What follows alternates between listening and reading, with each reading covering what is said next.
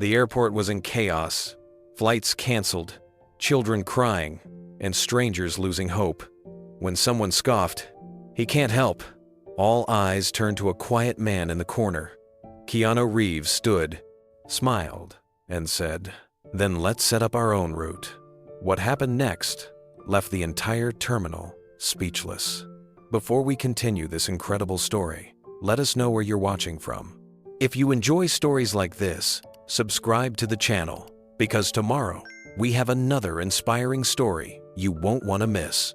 The snow came down like a relentless curtain, blinding and heavy, swallowing the Midwest airport in white.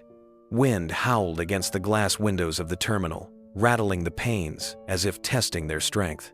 On the departure boards, red letters glared back at the crowd. "Canceled. Delayed." The words repeated across row after row, like a cruel joke written in digital ink. Travelers pressed together in restless knots. Some clutched their phones tightly, desperate for good news. Others paced in circles, muttering to themselves as though movement could somehow push the storm away. Parents struggled to keep children calm, offering snacks and whispered promises they weren't sure they could keep. Business travelers sat slumped in their seats, ties loosened, laptops open but forgotten. The air carried the weight of frustration, fatigue, and a gnawing fear that no one would make it out tonight. The third announcement came over the loudspeaker, a voice too cheerful for the message it carried. All outgoing flights were delayed until further notice. The voice apologized for the inconvenience. Apologies did little to help a family with 3 children under 10 who had already been waiting 12 hours. They groaned loudly, and their cries mingled with the sighs and groans of dozens of other weary passengers. One man slammed his briefcase down on the floor and cursed under his breath. A young woman tried to call her parents, but the call dropped, leaving her in tears.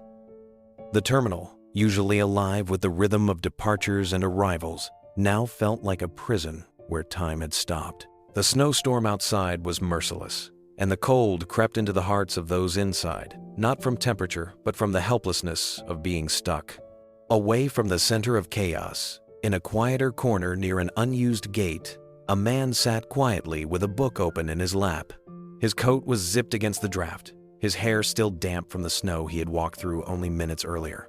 He kept his head down, flipping a page slowly, but his eyes weren't entirely on the words. He listened. He noticed every cry of frustration, every argument with staff, every exhausted sigh carried to him. It was Keanu Reeves. To most in the terminal, he was invisible, just another passenger caught in the storm. A few had glanced at him, done a double take, and whispered to themselves, but even those who recognized him kept their distance. No one expected him to matter here. He wasn't an airline worker. He wasn't a manager. He was just one more traveler, stuck in the same hopeless night. From the cluster of people at the information desk, a sharp voice rose above the noise. Someone scoffed, loud enough for half the waiting area to hear. Even if a celebrity were here, what could they do? He can't help. The man's laugh was bitter, almost mocking. People nearby chuckled weakly, not because they thought it was funny, but because it mirrored their own despair. Keanu heard it. He raised his eyes slowly from the book, and for a moment, he simply looked at the crowded, angry terminal. A faint smile crossed his face. Not one of pride or amusement, but one of quiet patience. The kind of smile that suggested he knew something the others didn't. He closed the book gently, resting it on his knee. The storm outside roared on, but inside, something subtle had shifted. The night was far from over, and Keanu Reeves had just begun to listen. The storm outside showed no sign of slowing. Snow piled against the runway lights until they were nothing but faint, glowing orbs in the distance. Airport staff hustled between counters and offices, their voices strained as they repeated the same apologies to an endless line of stranded travelers. The longer people waited, the sharper their tempers became. Near Gate 22, a father paced with his teenage son. The boy had headphones on, his shoulders hunched, hiding from the tension around him. The father argued with an agent, demanding answers. There has to be something. A bus, another airport, anything. The agent's polite tone cracked. "Sir, everything is shut down. We can't put anyone in the air in this weather." The father's voice rose, but beneath it was fear. He wasn't angry at the staff. He was afraid of being powerless. Across the terminal, a young mother tried to rock her baby to sleep, but the infant screamed louder with each passing hour. The mother's face flushed red with embarrassment as she whispered, "Please, please stop," bouncing the child in her arms until her arms trembled. No one blamed her, yet the sound only added to the exhaustion hanging over the crowd. 2 college students sat cross-legged on the floor, surrounded by textbooks and empty coffee cups. They were supposed to be back at school by morning for final exams. Now they stared blankly at their notes, their lips pressed tight with frustration. "We studied for nothing," one muttered. The other shook his head. "Feels like we're stuck in a bad dream." The hours stretched. The food court began to run low on supplies. A small group of passengers lined up for sandwiches, only to be told there were none left. A man in a business suit slammed his wallet down on the counter, demanding to pay for anything. The worker shrugged helplessly. "We're waiting on deliveries. The storm's got the trucks blocked too." Every corner of the terminal seemed to hold its own. Little storm. Arguments flared and fizzled. Children cried themselves to sleep on hard chairs. A woman sat alone near the baggage claim, tears streaking down her cheeks as she whispered into her phone, "I'm sorry. I don't know when I'll make it home." Through all of it, Keanu stayed seated in his quiet corner. His coat collar was pulled high against his neck, and his eyes scanned the room with a calm that contrasted the chaos around him. He noticed details others missed. The way people gravitated towards small scraps of information. The way families leaned on one another while strangers avoided eye contact. The way frustration boiled without direction. For a moment, his gaze rested on the departure board again. Rows of red glared back, relentless in their finality. No hope, no solutions. The board told the story everyone feared. You are stuck, and there is nothing you can do. The PA system buzzed again. The announcement was brief, but its impact was heavy. Attention passengers. Due to ongoing weather conditions, all departures will remain delayed until further notice. Please remain in the terminal. We apologize for the inconvenience. The words dropped like a hammer. Conversations cut off. A collective groan rose from the crowd, followed by muttered curses and weary sighs. A child began to cry again. Someone kicked their suitcase in anger. The air thickened with the heaviness of despair. In that moment, Keanu leaned back in his chair, resting his hands on the closed book in his lap.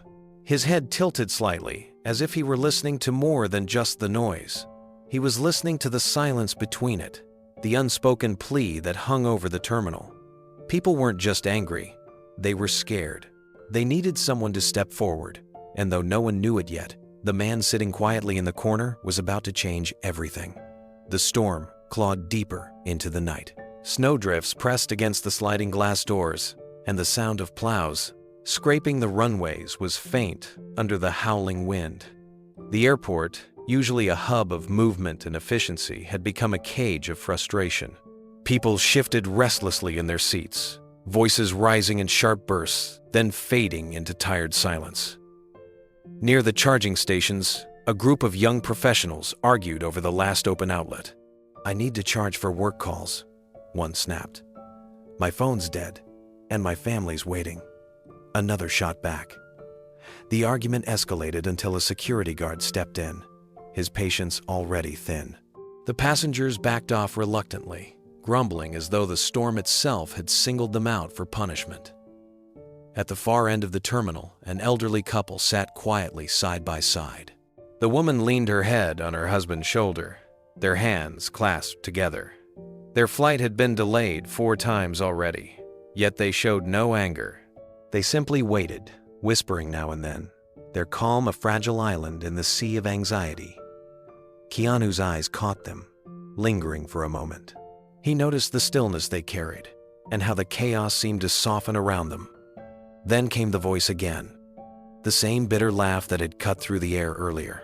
It came from a man standing near the service desk, his jacket half unzipped, his face flushed from frustration. He gestured broadly toward the rows of stranded passengers. What difference would it make if a big shot walked in here? Even if a celebrity were here, what could they do? He can't help. His words dripped with sarcasm, and his laugh echoed across the terminal. Some people chuckled nervously, others shook their heads. Most were too tired to respond. Yet the comment lingered, stinging more than anyone wanted to admit. It was the voice of hopelessness, spoken out loud for everyone to hear. The storm outside might have grounded the planes, but despair was grounding the people inside. Keanu closed his eyes briefly, then opened them again, looking across. The terminal. He didn't glare at the man, nor did he shrink away. Instead, he let a faint smile touch his lips. A smile of patience. A smile that hinted at resolve. It wasn't a smile for attention. It was a quiet acknowledgement that the man's words, though bitter, revealed the truth. No one believed help could come from within. He leaned forward, resting his elbows on his knees, his book balanced carefully on his lap. For the first time that night, he allowed himself to stand out, not by speaking, not by moving, but by simply being present in a way that drew eyes toward him. Those who had noticed him earlier now watched more closely. They wondered what he was thinking, why he seemed so calm when the rest of the terminal shook with unrest. Outside, the storm raged on, but inside, something had begun to shift. Not dramatically, not loudly, but subtly. It was the kind of shift no one could name in the moment, the kind that only became clear when looking back. A sense that the night might not belong entirely to despair. A sense that one man, sitting quietly in a corner with snow still damp on his hair, was about to step into a role no one expected. The terminal didn't know it yet, but the storm would not define this night. What would be remembered was what happened inside those walls, and how one man turned chaos into something no one thought possible. The crying started softly, barely noticeable beneath the chatter of complaints and the drone of flight updates. But within minutes, the sound grew louder, sharper, cutting through the fatigue that hung over the terminal. A baby's wail carried across the gate, echoing in the vaulted ceiling until it became impossible to ignore. Heads turned. Some passengers frowned, others sighed in irritation, but most simply looked away, too lost in their own frustrations to offer help. The young mother was pale, her eyes ringed with shadows from hours without rest. She bounced the child against her shoulder, whispering, desperate shushes that only seemed to make the baby cry harder. She shifted the baby from one arm to the other, her hands trembling from exhaustion. At one point, she pressed her lips to the infant's forehead, whispering, please, just a little sleep, though the plea was more to herself than the child. Her diaper bag lay open on the floor beside her, its contents spilling out in disarray. Bottles, wipes, a small blanket. She knelt quickly, trying to gather the items, but the baby's wail pierced louder, and her own composure cracked. A tear slid down her cheek, unnoticed by the crowd, but not by the man seated quietly near the corner. Keanu set his book aside. For a brief moment, he watched her not with curiosity, but with the focus of someone who understood that even the smallest gesture could mean everything in a moment of weakness. He rose from his chair and walked toward her slowly, his steps deliberate, as if not to startle either the baby or the mother. The mother glanced up, startled by his shadow. Her eyes widened in recognition, though disbelief followed quickly after. She whispered, but the words trailed off, lost in another cry from her child. Keanu crouched down, his voice soft. May I? He asked, not to take the baby, but to offer his presence. The mother hesitated, uncertain. Then, as another wave of wailing filled the air, she nodded faintly, too weary to resist kindness. He leaned closer, his expression gentle, and began making quiet, playful faces at the baby. He raised his eyebrows, puffed his cheeks, and widened his eyes in an exaggerated look of surprise. For a moment, the baby's cries hitched, then softened into confused hiccups. A tiny pause. Then, silence. The infant blinked at him, lips trembling but no longer screaming. The shift was so small yet so powerful that the mother gasped, pressing her hand over her mouth as tears of relief filled her eyes. The passengers nearby noticed. A murmur ran through the con, crowd. People whispered, some in disbelief, some in awe. "Is that Keanu Reeves?" one man muttered, his voice low but incredulous. A woman across the aisle leaned forward, whispering to her neighbor, "It can't be, can it?" The baby cooed softly, gazing at the strange but calming figure before him. The mother mouthed the words "thank you" with such raw gratitude that it tightened the throats of those who watched. Keanu offered a small nod, his expression humble, as if the moment belonged not to him, but to the mother and her child. He remained crouched until he was certain the calm would last, then stood slowly, adjusting his coat as though nothing extraordinary had just happened. The whispers spread wider. Recognition traveled like ripples across the terminal. But even as more people became aware of his presence, skepticism lingered. Some dismissed it as coincidence, convinced that anyone might have quieted the child. Others muttered, "Sure, it's him, but what difference does it make? He's just here like the rest of us, stuck and helpless." The storm still raged outside, and inside, despair was far from defeated. Yet in that brief moment, one exhausted mother, one comforted child, the first crack in the wall of hopelessness had appeared. And Keanu Reeves had quietly placed it there. The terminal settled for a brief moment after the baby's cries quieted, but the peace didn't last. As the night dragged on, the lines at the service counters stretched longer. Airline staff shuffled papers and repeated the same rehearsed phrases, their voices tired and unconvincing. "We're doing our best. Please remain patient." Their words rang hollow against the frustration boiling in the air. A man at the front of the line slammed his boarding pass down, his voice sharp enough to echo. "You've been saying that for hours. Remain patient? How are we supposed to do that when no one here tells us anything?" His tone triggered murmurs of agreement from others in line. A ripple of anger moved down the row, the kind of tension that needed only one spark to ignite into chaos. Nearby, two teenagers huddled close, scrolling their phones in search of updates. "Nothing's moving," one muttered. "All the apps say delayed. Even the hotels are booked." Their words only confirmed what many feared, that the night would be long, cold, and without answers. At the food court, another scene unfolded. Passengers crowded around the few open restaurants, only to be told supplies were running thin. "We're out of hot meals," a worker called out, her voice breaking with stress. "We only have cold sandwiches left." The announcement was met with groans and curses. One woman clutched her stomach, whispering that she hadn't eaten since morning. A father looked at the meager bag of chips he had managed to buy and frowned, realizing it wouldn't be enough for his children. The weight of frustration pressed down harder with each passing minute. Strangers snapped at one another over seating.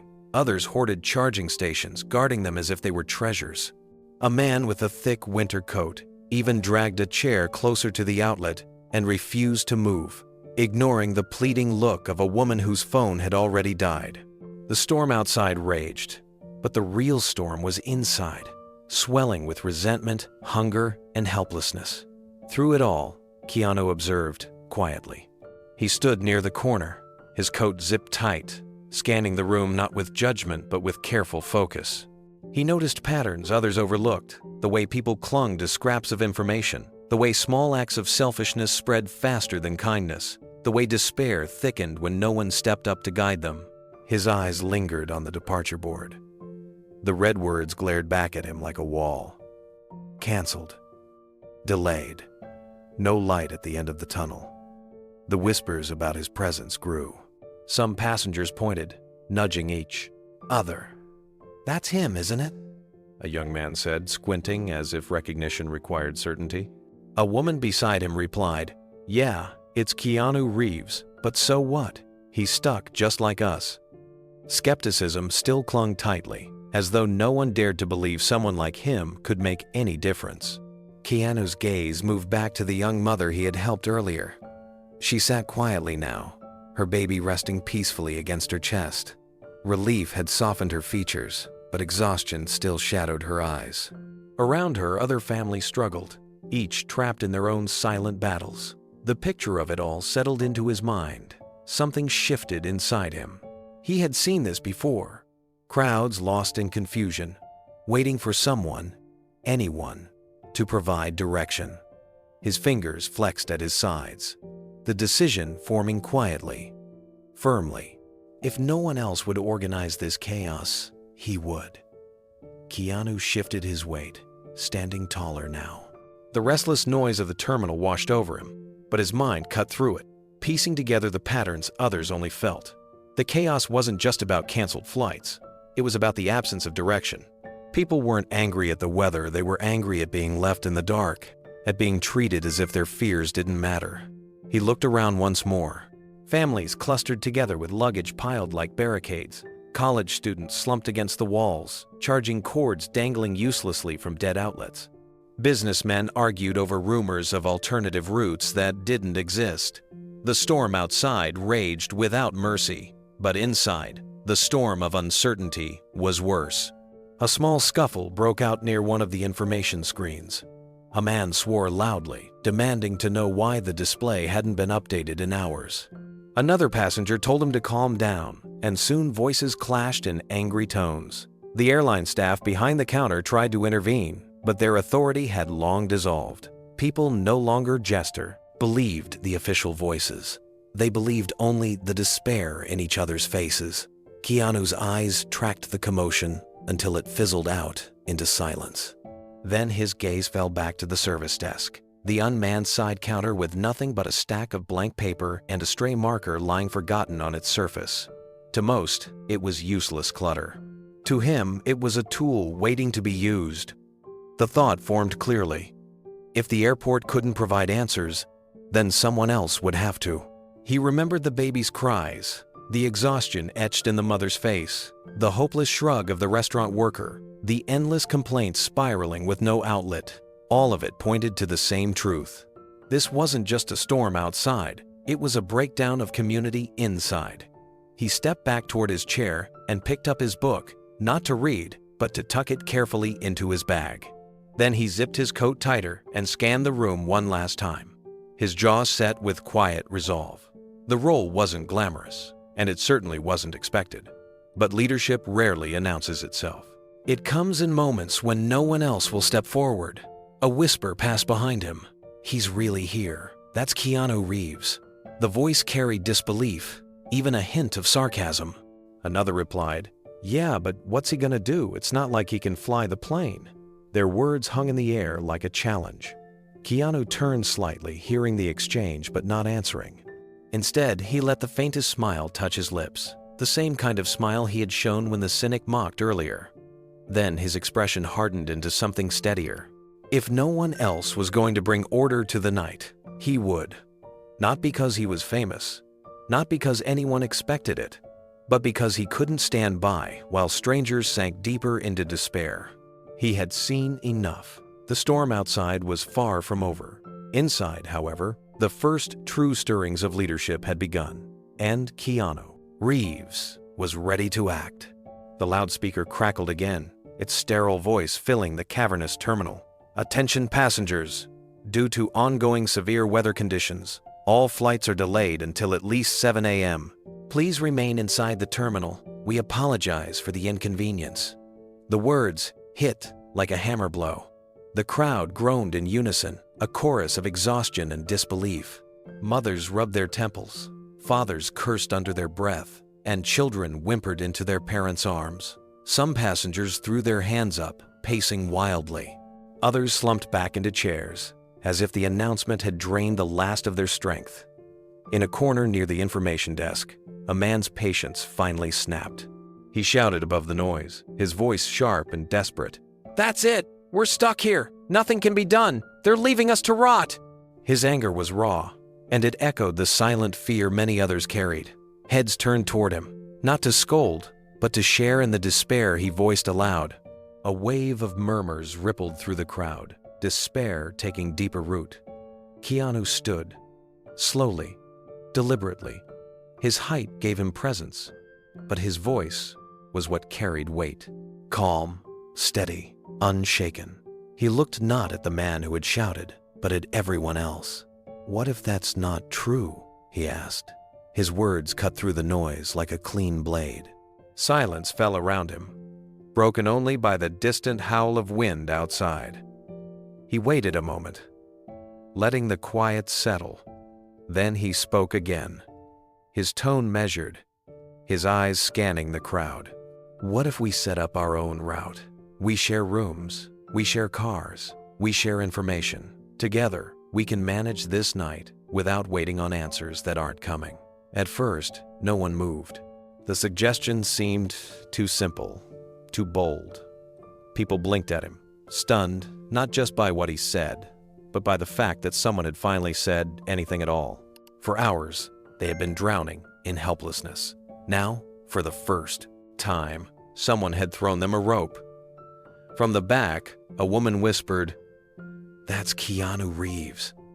A man beside her muttered, "Yeah, but he's just talking. What difference does it make?" Yet their voices carried less conviction than before.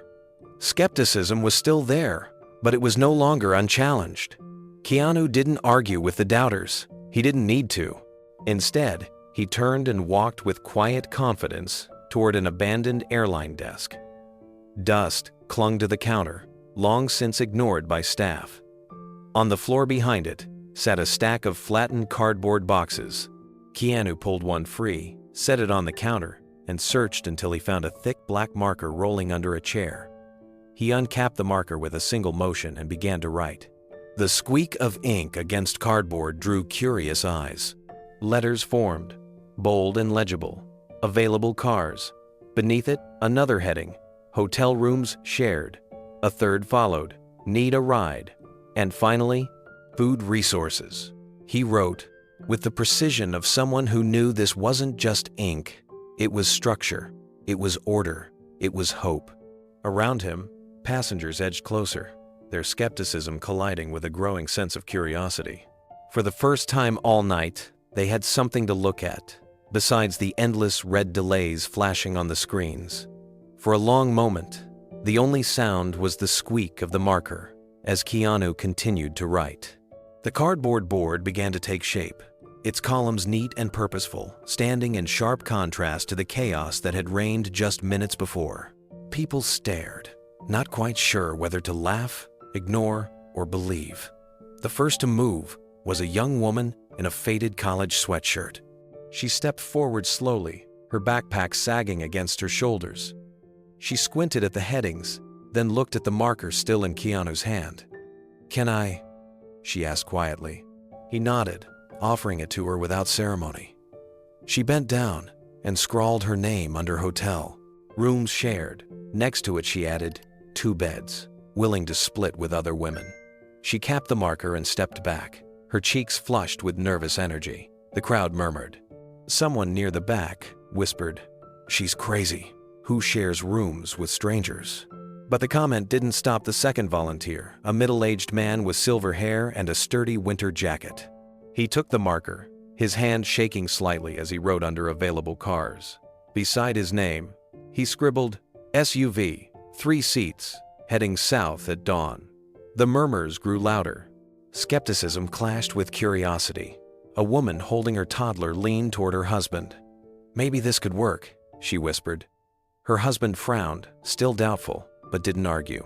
A teenager in a baseball cap stepped forward, his voice cracking slightly as he asked, "What about food? The restaurants are almost out." Keanu pointed to the column labeled, "Food Resources." "Write what you've got. Share what you can." The boy hesitated, then wrote, "Granola bars, trail mix happy to split." He stepped back quickly, as if embarrassed, but a little girl nearby smiled at him with wide eyes, whispering, "Thank you." Piece by piece, the silence began to fracture. A businessman, reluctant but curious, added his phone number under "Need a ride." A grandmother wrote, "One room with 2 beds can take in a family with kids." The board filled slowly, unevenly, but it was movement. For the first time that night, the passengers weren't just waiting, they were participating. Not everyone joined in. Some still crossed their arms and muttered about false hope. A man in a rumpled suit sneered openly, muttering, "It won't last. People are selfish when it counts." But even he couldn't ignore the way strangers leaned in together. Voices softer now. Ideas whispered. instead of complaints, shouted. The energy in the terminal shifted, subtle but undeniable, where despair had sat heavy. A new thread of possibility wove through the crowd. People still looked tired, still looked scared, but there was a flicker of something else. Now something they hadn't felt since the first cancellations rolled across the screen. It was the faint but unmistakable spark of hope. Keanu stood back, letting the board speak for itself. His hands rested lightly on the counter as he watched the crowd with quiet satisfaction. He hadn't given them answers, he had given them a tool. And for the first time that night, they had begun to use it. The cardboard board grew busier with each passing minute. Names, numbers, and quick notes sprawled across the columns, a patchwork of desperation and generosity stitched together in thick black marker. What began as hesitant scribbles now looked like a plan, rough but alive. The noise in the terminal changed. It was no longer a dull roar of complaints. It was movement, discussion, and cautious optimism. A young father with 2 children approached the desk, his voice unsure. "I've got a sedan, 2 seats, maybe 3 if we squeeze, heading east once the road's clear."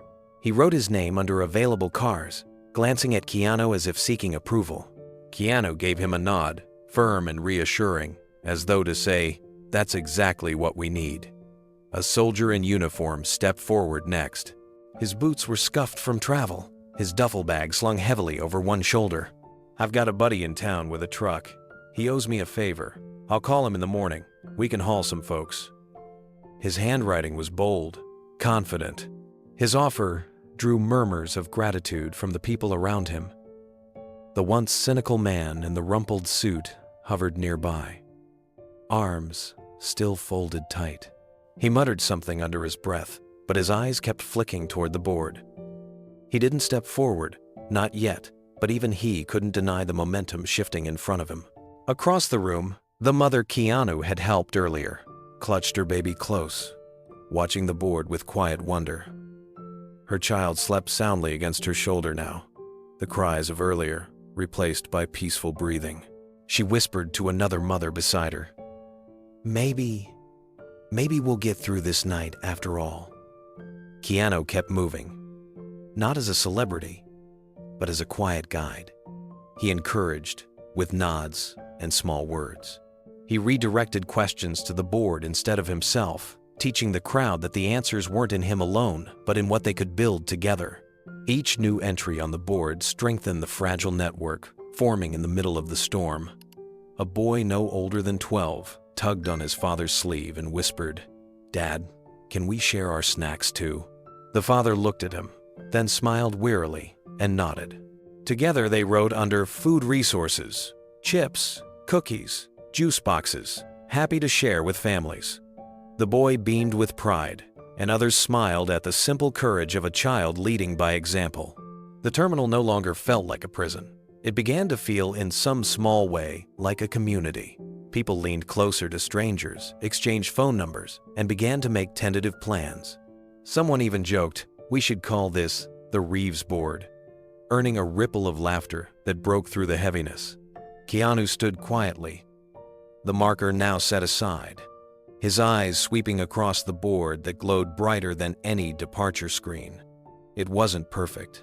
It wouldn't solve everything, but it was a start. And in the middle of a snowbound night, a start was everything. The board stood tall now, propped against the unused airline counter. Its surface was simple cardboard, its inked columns uneven but clear. Under the fluorescent lights, the words glowed with a strange kind of authority. Available cars, hotel rooms shared, need a ride, food resources. What once had been nothing but discarded packing material had transformed into a beacon of possibility. Keanu stepped back, his marker still uncapped in his hand. He turned toward the crowd, his voice carrying calm rather than command. "This is for everyone. Write your name. Write what you have. Write what you need. If you're offering a seat in a car, a room at a hotel, or even a sandwich, put it here. If you need something, write it too. The only way through this is together." For a moment, no one moved. People shifted uneasily, glancing at each other. Doubt clung to the silence like frost. They had been conditioned to wait for answers from staff, from screens, from voices on a loudspeaker. Taking control felt foreign. The hesitation hung in the air like a weight. Then, breaking the stillness, a young college student stepped forward. Her hair was tied in a messy bun, her oversized sweatshirt draped loosely over her frame. She clutched her phone in one hand, the other trembling slightly as she reached for the marker. She hesitated, then glanced at Keanu. He nodded once, the kind of nod that reassured without pressure. She bent down and wrote under hotel rooms shared. Her handwriting was hurried but clear. 1 room at Marriott, 2 beds. Will share with other women. Text me. She stepped back quickly, hugging her phone to her chest, her cheeks flushed red. The crowd murmured, surprise rippling outward. The first entry had been made. A man near the back scoffed, his voice dripping with cynicism. This is ridiculous. He's just showing off, like some actor knows how to fix this mess. His words carried, sharp and cutting. A few nodded in agreement, clinging to their doubt like a shield against disappointment. But their voices were softer than before, weakened by the sight of the girl's bravery. A middle-aged woman with tired eyes stepped forward next. Her winter coat was buttoned to her chin, her gloved hands unsteady as she reached for the marker. She wrote under, need a ride. 2 adults, heading south, will split gas. She laid the marker back down with a sigh of relief, as though the simple act of asking had lifted part of her burden. The murmurs grew louder, no longer rooted only in despair but in cautious interest.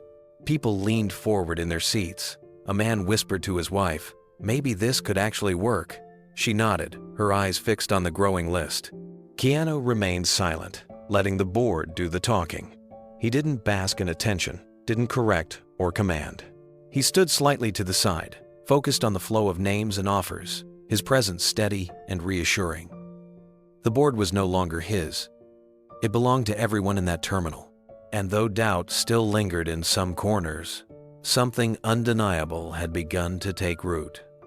The air around the cardboard board grew thicker with murmurs and movement. What began as a hesitant trickle of names started to resemble a steady stream. People who had once slumped in their chairs now stood, shifting closer, their curiosity outweighing their doubt. A young father carrying his sleepy daughter on his shoulder stepped forward. He adjusted the child gently, then picked up the marker with his free hand. Under available cars, he wrote in large letters, compact car, 2 seats, leaving west in the morning, can take children. His daughter stirred slightly, and he smiled softly before stepping back. His offer drew a quiet ripple of gratitude from those nearby. Next came a grandmotherly figure, her gray hair tucked under a knitted cap. She clutched a tote bag filled with homemade snacks, cookies wrapped in napkins, apples polished and ready. She looked shy as she approached, but when Keanu offered a reassuring smile, she lifted her chin and wrote under food resources, homemade cookies, apples, please share. The moment she set the marker down, a cheer rose from 2 hungry children who spotted the word cookies and grinned with hope. The line near the board grew. A soldier scribbled down a phone, number next to need a ride, noting his destination was the next state over. A mother added that she had formula and baby wipes to share. A businessman reluctantly offered, hotel room, king bed, sofa, available 2 people welcome. Still, skepticism lingered. The cynical man from earlier remained on the sidelines, arms folded tightly across his chest. He muttered, this is a waste of time. People won't really share when it matters. His words had bite, but fewer passengers nodded in agreement now. The sight of strangers stepping forward, each leaving something behind for others, carried more weight than his bitterness. Keanu noticed the man's glare, but didn't react. He stayed focused on the flow of names, occasionally pointing passengers toward the right column, occasionally adjusting the board when the marker slipped. His presence wasn't about commanding attention, it was about steady encouragement, like a quiet engine keeping the movement alive. One by one, people added their handwriting to the cardboard. It grew messy, overlapping in places, but it was beautiful in its chaos. Each scrawl meant another person refusing to sit in despair.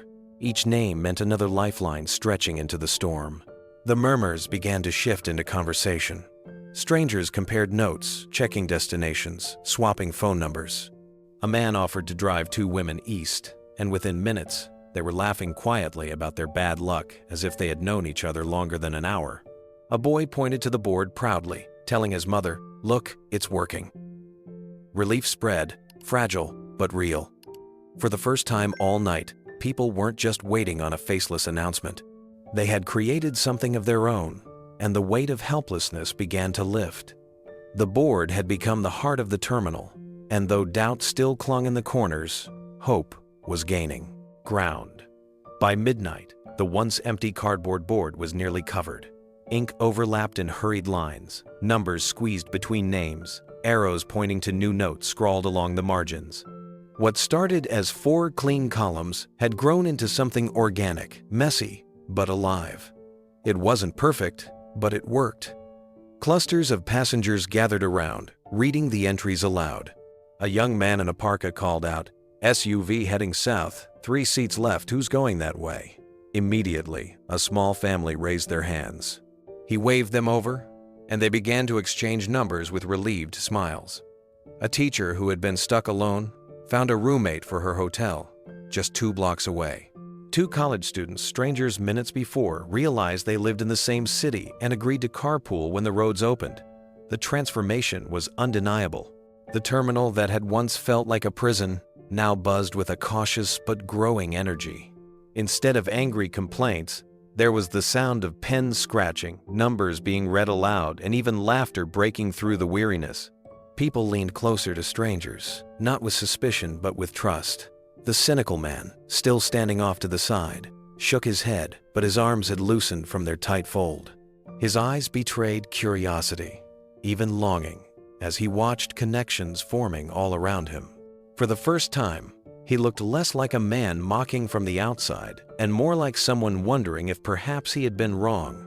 In the middle of it all, Keanu moved quietly, adjusting the board when it sagged, offering the marker to the next hesitant hand, answering questions with calm reassurance. He never called attention to himself. When passengers whispered his name, he didn't respond with acknowledgement or pride. He let the board be the focus, not him. His humility made the effort even more powerful. At one point, a child tugged on his sleeve and asked shyly, "Are you the one in the movies?" Keanu crouched slightly, his voice low and warm. "Maybe, but tonight, this board is the star." The boy giggled, repeating the line to his mother, who smiled for the first time in hours. The night outside remained brutal, snow swirling in relentless waves, but inside the terminal, something stronger than the storm was taking root. Each new name added to the cardboard board was a declaration. We are not powerless. As the crowd around the desk grew, murmurs of relief spread like warmth through the cold. The despair that had seemed immovable only hours before was giving way to determination. Keanu stayed where he was, not as a celebrity, but as one more passenger, one more man who refused to sit idle. His steady presence anchored the movement, reminding everyone that leadership wasn't about fame, it was about action. The manual board had begun as cardboard and ink. By the time the last entry of the night was written, it had become something more, a symbol of unity in the middle of the storm. The cardboard board was filling quickly, but names on paper alone weren't enough. People still looked uncertain, clutching their phones, glancing at one another without knowing how to take the next step. The offers written there needed to become more than words. They needed to become action.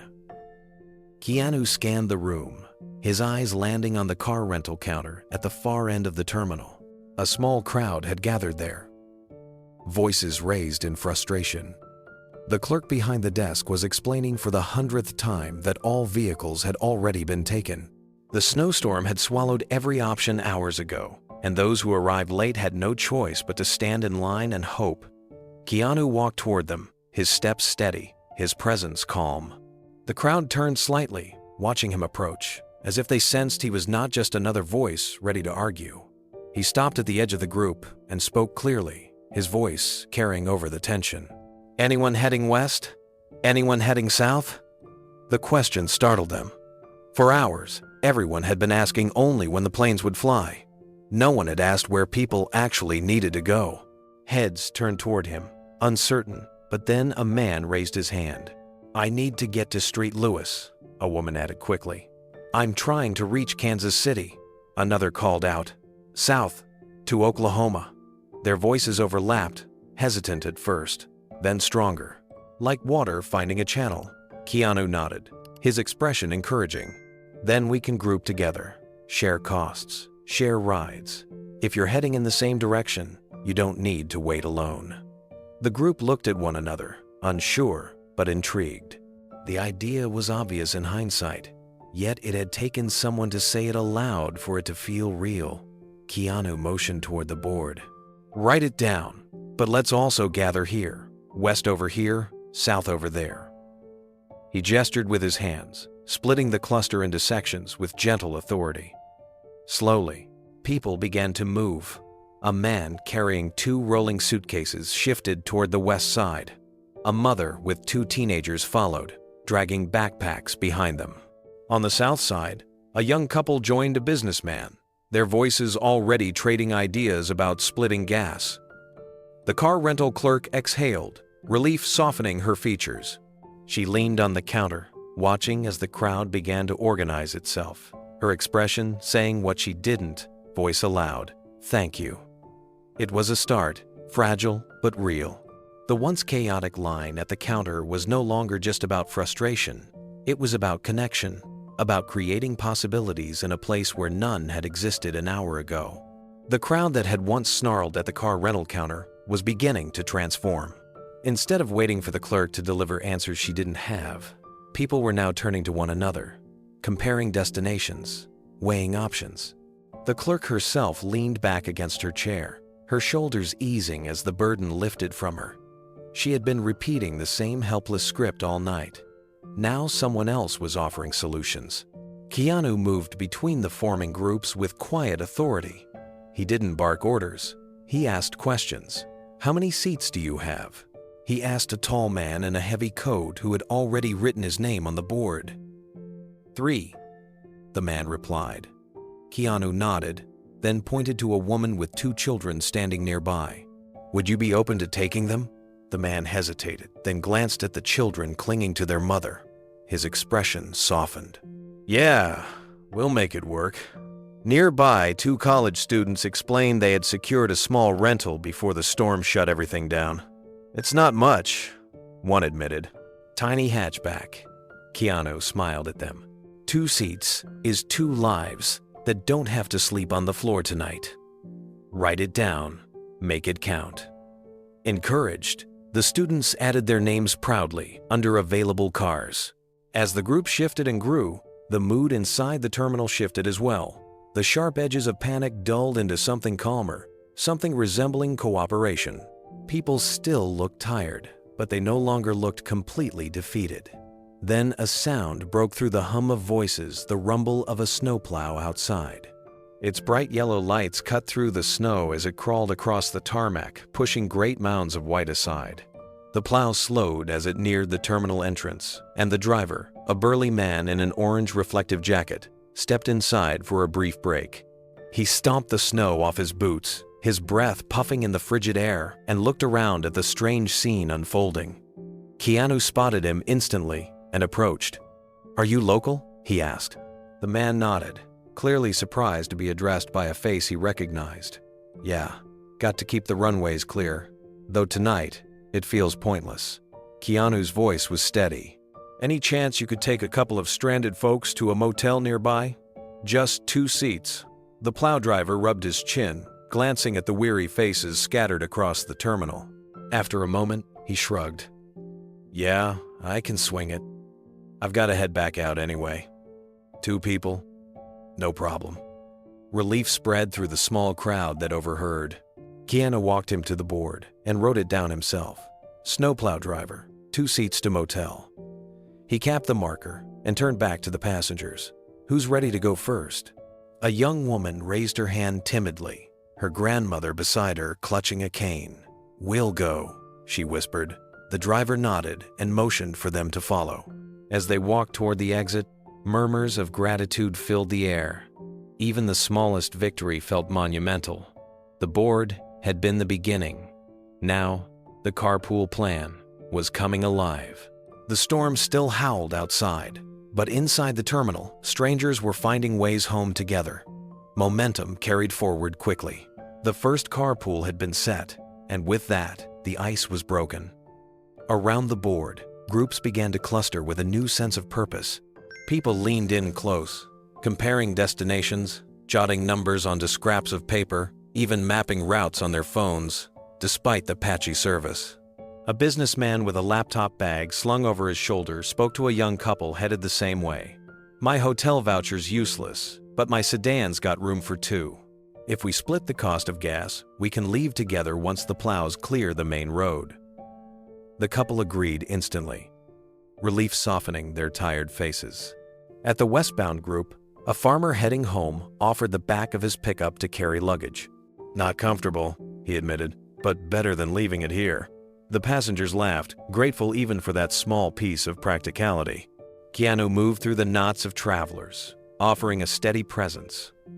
When one man worried aloud about strangers taking advantage, Keanu listened quietly, then answered in his calm tone. "We can't control everything, but we can choose trust tonight. Without it, we're all still stuck." The man nodded, reassured, and added his name to a shared ride. The cynical man, who had stood apart for so long, lingered near the southern group now. His arms were no longer crossed. His voice was hesitant as he spoke. "I've got a van parked in the garage. Seat 6. It's not full." For a moment, silence followed. As if the crowd was stunned, he had finally stepped forward. Then a mother with 2 teenagers beamed at him. "We'd be grateful," she said. His cheeks flushed with embarrassment, but he nodded quickly, almost shyly. The board recorded his offer, and the shift in him was as profound as the shift in the room. Across the terminal, laughter rang out. A group of college students realized they were all headed to the same university town. They joked about turning the carpool into a road trip. Even the airline clerk smiled faintly, watching the transformation. Only hours before, the air had been thick with despair. Now it carried sparks of resilience. The snowplow returned again, the driver stomping slush from his boots. This time, more passengers stepped forward, ready to take advantage of his short trips to nearby motels. Keanu added their names to the board, keeping the system orderly. What began as improvisation now looked like coordination. The terminal no longer felt directionless. It was still a waiting room in the middle of a blizzard, but it had become something more, a hub of shared purpose. Clusters of passengers now had plans. Families who had been strangers now sat together, discussing morning departures. The chaos that had once threatened to swallow them had been replaced with a fragile but undeniable order. And at the center of it all was Keanu, steady and humble, guiding without fanfare. The carpool plan had begun, and for the first time all night, the path forward no longer felt impossible. The board had turned chaos into order, but one problem still hung heavy in the air. Not everyone could leave that night. Roads were still buried under snow, and not every carpool had a driver willing to risk the early hours. Families with children, the elderly, and those too anxious to drive in a blizzard needed somewhere safe to wait until morning. The benches of the terminal were hard, cold, and unforgiving. Sleeping there would mean another night of misery. A mother clutching her baby glanced around with wide, desperate eyes. A father rubbed his back as he tried to comfort his crying son. "There's nowhere left," someone muttered. "Every hotel within miles is booked."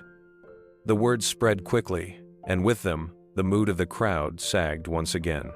The spark of hope the board had lit flickered, threatened by the reminder of limited options.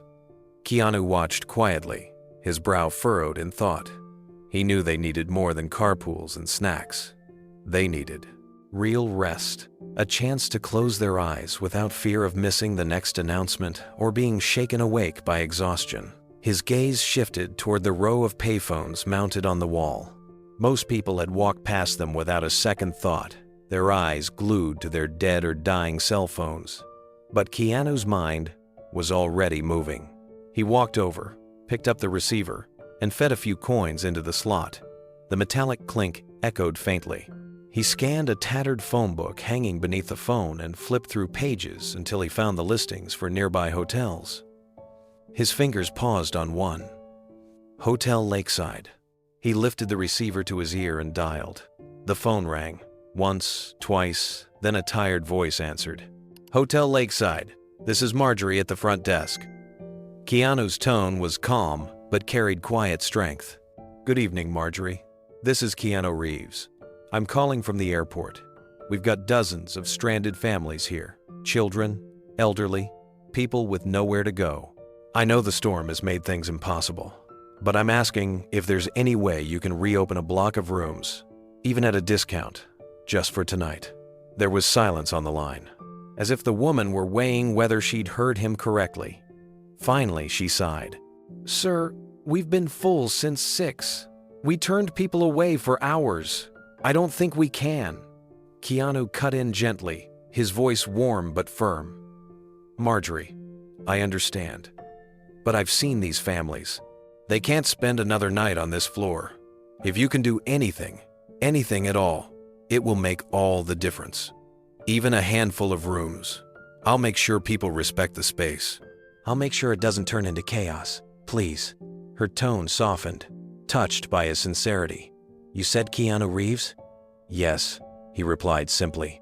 But tonight, that doesn't matter. What matters is we need help. There was another pause, then a shift in her voice. Let me talk to the manager. Hold, please. As the line clicked into hold music, Keanu leaned against the cold wall, eyes still scanning the restless terminal. He could feel the eyes of those nearest to him. They didn't know what he was saying into the phone, but they recognized the determination etched into his face. For a brief moment, the crowd's unease quieted, waiting for his answer. The hold music buzzed faintly through the receiver, tinny and distorted.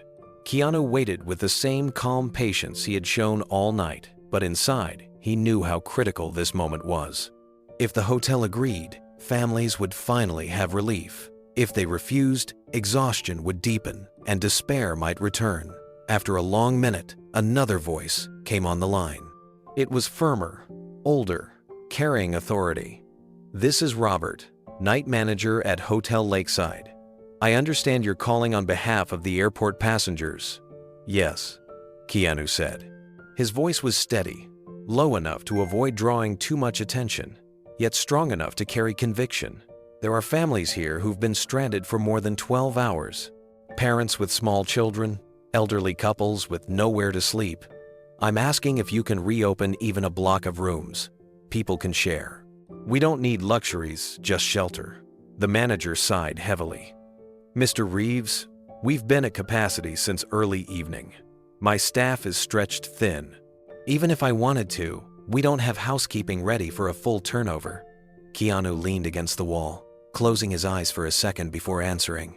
I understand, but think about this not as a business problem, but as people helping people. These families will remember the kindness long after the storm passes. You don't need to turn over every room. Give us what you can. Discount the rate if possible. Let me handle the logistics here.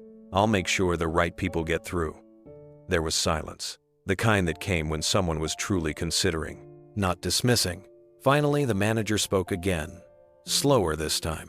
We might be able to free up 15 rooms. A few cancellations came in late. I was going to close them to avoid confusion, but he paused. If we offer them at half rate, it might help, but it will take cooperation from your side. No chaos. No stampede. Keanu straightened, his voice filled with gratitude. 15 rooms is more than enough to change this night. I promise you, there will be no chaos. I'll make sure of it. The manager exhaled, a reluctant but genuine concession. All right, we'll do it. Tell him to call directly and mention your name. We'll block the rooms now. Thank you, Robert, Keanu said, sincerity ringing in every word. You just saved a lot of people from sleeping on the floor." When he hung up, the crowd around him leaned closer, their eyes searching his face. He didn't raise his voice for attention, but the calm smile spreading across his features said everything. He walked back to the board, picked up the marker, and in bold strokes, wrote across the cardboard, "Hotel Lakeside, 15 rooms at reduced rate. Call direct." The moment the words appeared, the terminal erupted in cheers. Parents hugged their children tighter. A woman clutched her phone and whispered, "Thank God." Relief swept through the room like a wave, stronger than the storm outside. The words on the board drew people in like a magnet. Families surged forward, but not with the frantic desperation of earlier. This time there was structure. Keanu raised a hand gently, his voice carrying calm authority. "One at a time, everyone will have a chance. Let's start with families who have young children." A mother stepped forward first, her baby bundled tightly against her chest. She trembled as she picked up the marker to add her name and number beside the hotel listing.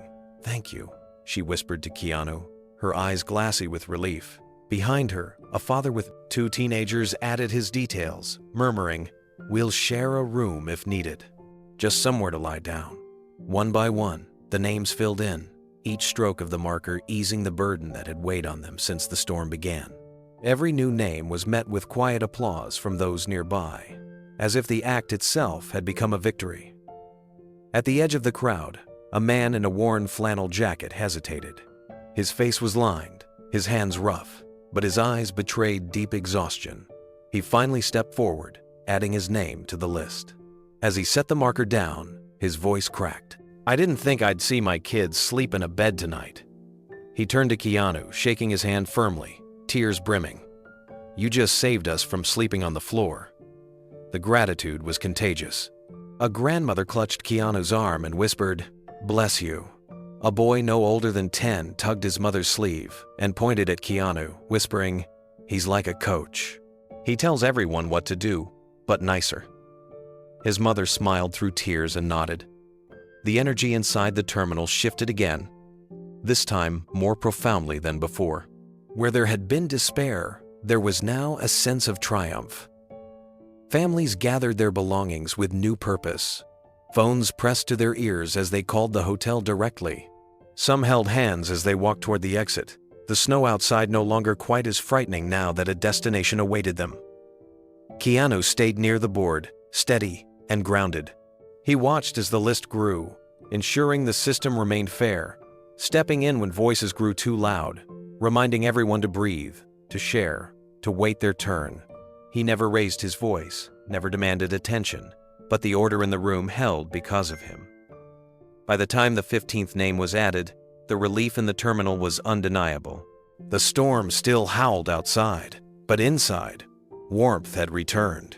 The board had given them direction, but the rooms had given them rest. And behind it all was the man who had quietly turned a night of chaos into something unforgettable. The cardboard board and the hotel rooms had given people structure, but something else began to emerge in the hours that followed.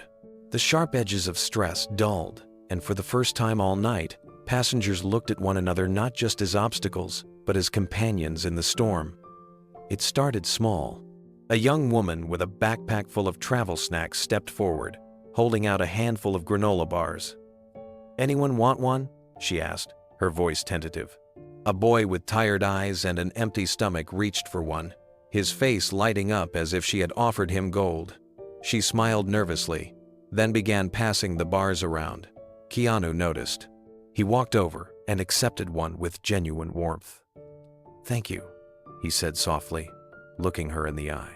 His gratitude wasn't casual, it was sincere, the kind that made the young woman straighten her shoulders and feel proud of her simple kindness. She wasn't just feeding people, she was feeding hope. The gesture broke the invisible barrier. Soon, others began digging through their bags. A businessman pulled out a pack of chips and tore it open, offering them to the teenagers seated nearby. A mother unzipped a cooler and shared juice boxes with a family who had run out. An elderly woman unscrewed the lid of a thermos, pouring steaming coffee into paper cups she had tucked away, passing them carefully to anyone who looked too weary to keep their eyes open. The sound of crinkling wrappers and the scent of shared food filled the terminal. Laughter rippled through the air as children munched on cookies a grandmother had been saving for her grandson. The act of eating together, no matter how small the meal, transformed the terminal from a holding cell into something closer to a communal table. As people shared, they began to talk. A soldier, his uniform still dusted with snow, explained quietly that he was trying to get home after months away. His voice was steady, but when he mentioned his little sister waiting for him, his eyes softened. Strangers leaned closer, offering words of encouragement, their respect evident in the silence that followed. Nearby, a grandmother told her story. She had been on her way to her grandson's 8th birthday. "I promised him I'd be there," she said, her voice trembling with guilt. A teenager sitting next to her touched her hand gently. "He'll understand. And when you get there, it'll be even more special." The grandmother smiled through her tears, grateful not just for the comfort, but for the reminder that strangers could be kind. In another corner, a young man admitted he was terrified of missing his college interview scheduled for the next morning. His hands shook as he spoke, the weight of his future pressing down on him. Keanu listened carefully, leaning in with the same focus he might give a director on a film set. "The interview will still be there," he told the boy gently. "But tonight, you need to rest. You'll think more clearly tomorrow. And no matter what, this storm won't define your path, you will." The boy exhaled, some of the fear leaving his eyes. Bit by bit, the stories wove together. Strangers became listeners, listeners became encouragers, and encouragers became friends. The storm still roared outside, but inside, something far stronger had begun to take shape. The sharing continued, not just of food, but of lives. What had started as whispered introductions turned into conversations that stretched across rows of plastic seats. People leaned closer, no longer afraid of strangers. The storm had equalized them all. Business travelers in pressed suits, students in sweatshirts, parents juggling children, elders with weary eyes.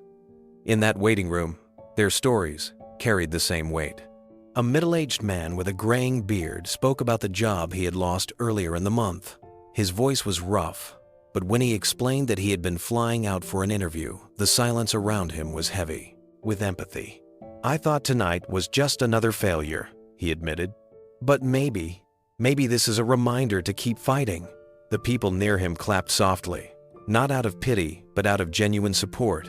His face flushed, not with shame, but with gratitude. Across from him, a young woman confessed that she was flying to meet her fiancé's family for the first time.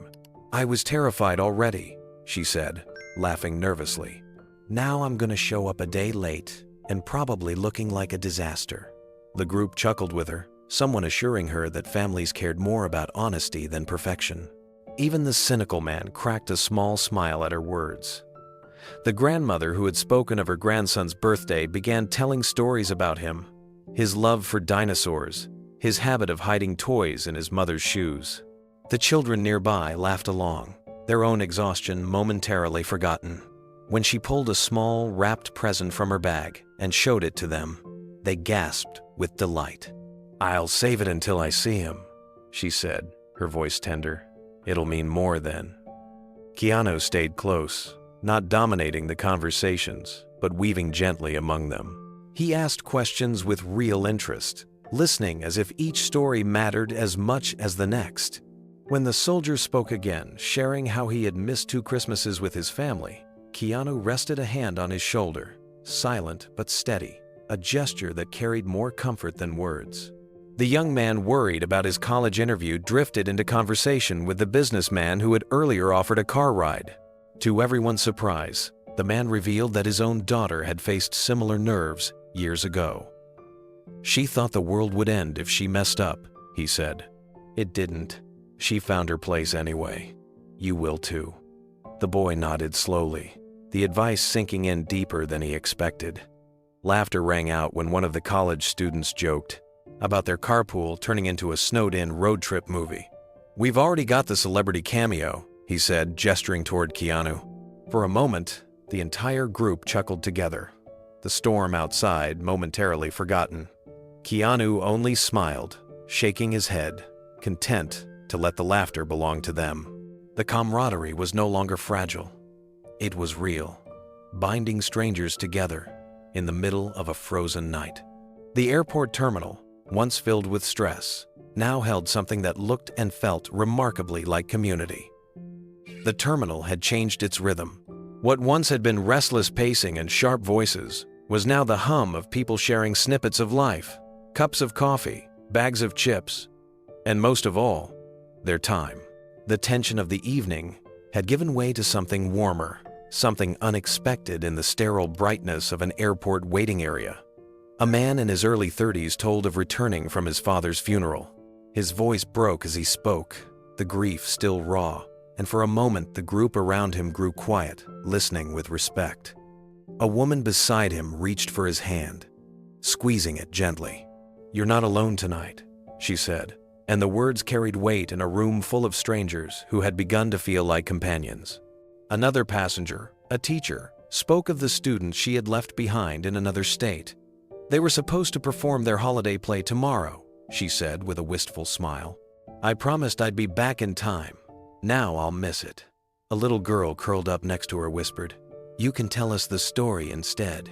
The teacher laughed softly and began to describe the play, her voice animated, her hands sketching scenes in the air. Soon children gathered around, listening as if she were reading them a bedtime story. Even the cynical man who had doubted from the beginning finally softened. He sat near the circle, his shoulders no longer rigid. When someone asked why he was traveling, he admitted quietly, "I've been away from my daughter too long. I promised her I'd be home before Christmas." His voice cracked, and he looked down, embarrassed. But no one mocked him. Instead, Keanu leaned forward and said with steady warmth, "You'll get there. And she'll remember that you kept trying, even through this storm." The man nodded, swallowing hard, his eyes shining in the fluorescent light. As the night wore on, the storm outside continued its assault, but inside the terminal, laughter and conversation drowned it out. Someone started humming a tune, and others picked it up, voices blending into a soft chorus. The grandmother with the birthday present tapped her foot along, smiling as she listened. For a moment, the terminal didn't feel like an airport at all. It felt like a gathering place, where the walls themselves seemed to lean closer, holding the people together against the storm. Keanu moved among them with quiet grace. He wasn't the loudest voice or the center of every story, but whenever someone faltered, his steady presence anchored them. He treated each person with dignity, as if their story mattered as much as any film script or headline. He listened, truly listened, and in that listening, strangers found the courage to speak. By the time the clock crept toward dawn, the passengers were no longer merely stranded, they were connected. The stress that had once threatened to break them had been transformed into camaraderie. In the middle of the worst storm of the season, a community had been born. The camaraderie in the terminal had grown strong, but not everyone was ready to let go of their doubts. The man who had scoffed from the beginning still lingered at the edges. His dark jacket hung loosely from his shoulders, his hair disheveled from running his hands through it too many times. While others leaned into conversation and laughter, he paced back and forth, muttering to himself. His eyes darted to the board, to the clusters of families, and finally to Keanu, who was speaking softly to a young boy about his college interview. The man stopped pacing and stepped forward, his voice sharp enough to cut through the hum of conversation. "What's the point of all this?" he demanded. The chatter died instantly, heads turning toward him. His words carried the frustration of someone who had been fighting his own storm inside long before the blizzard outside had begun.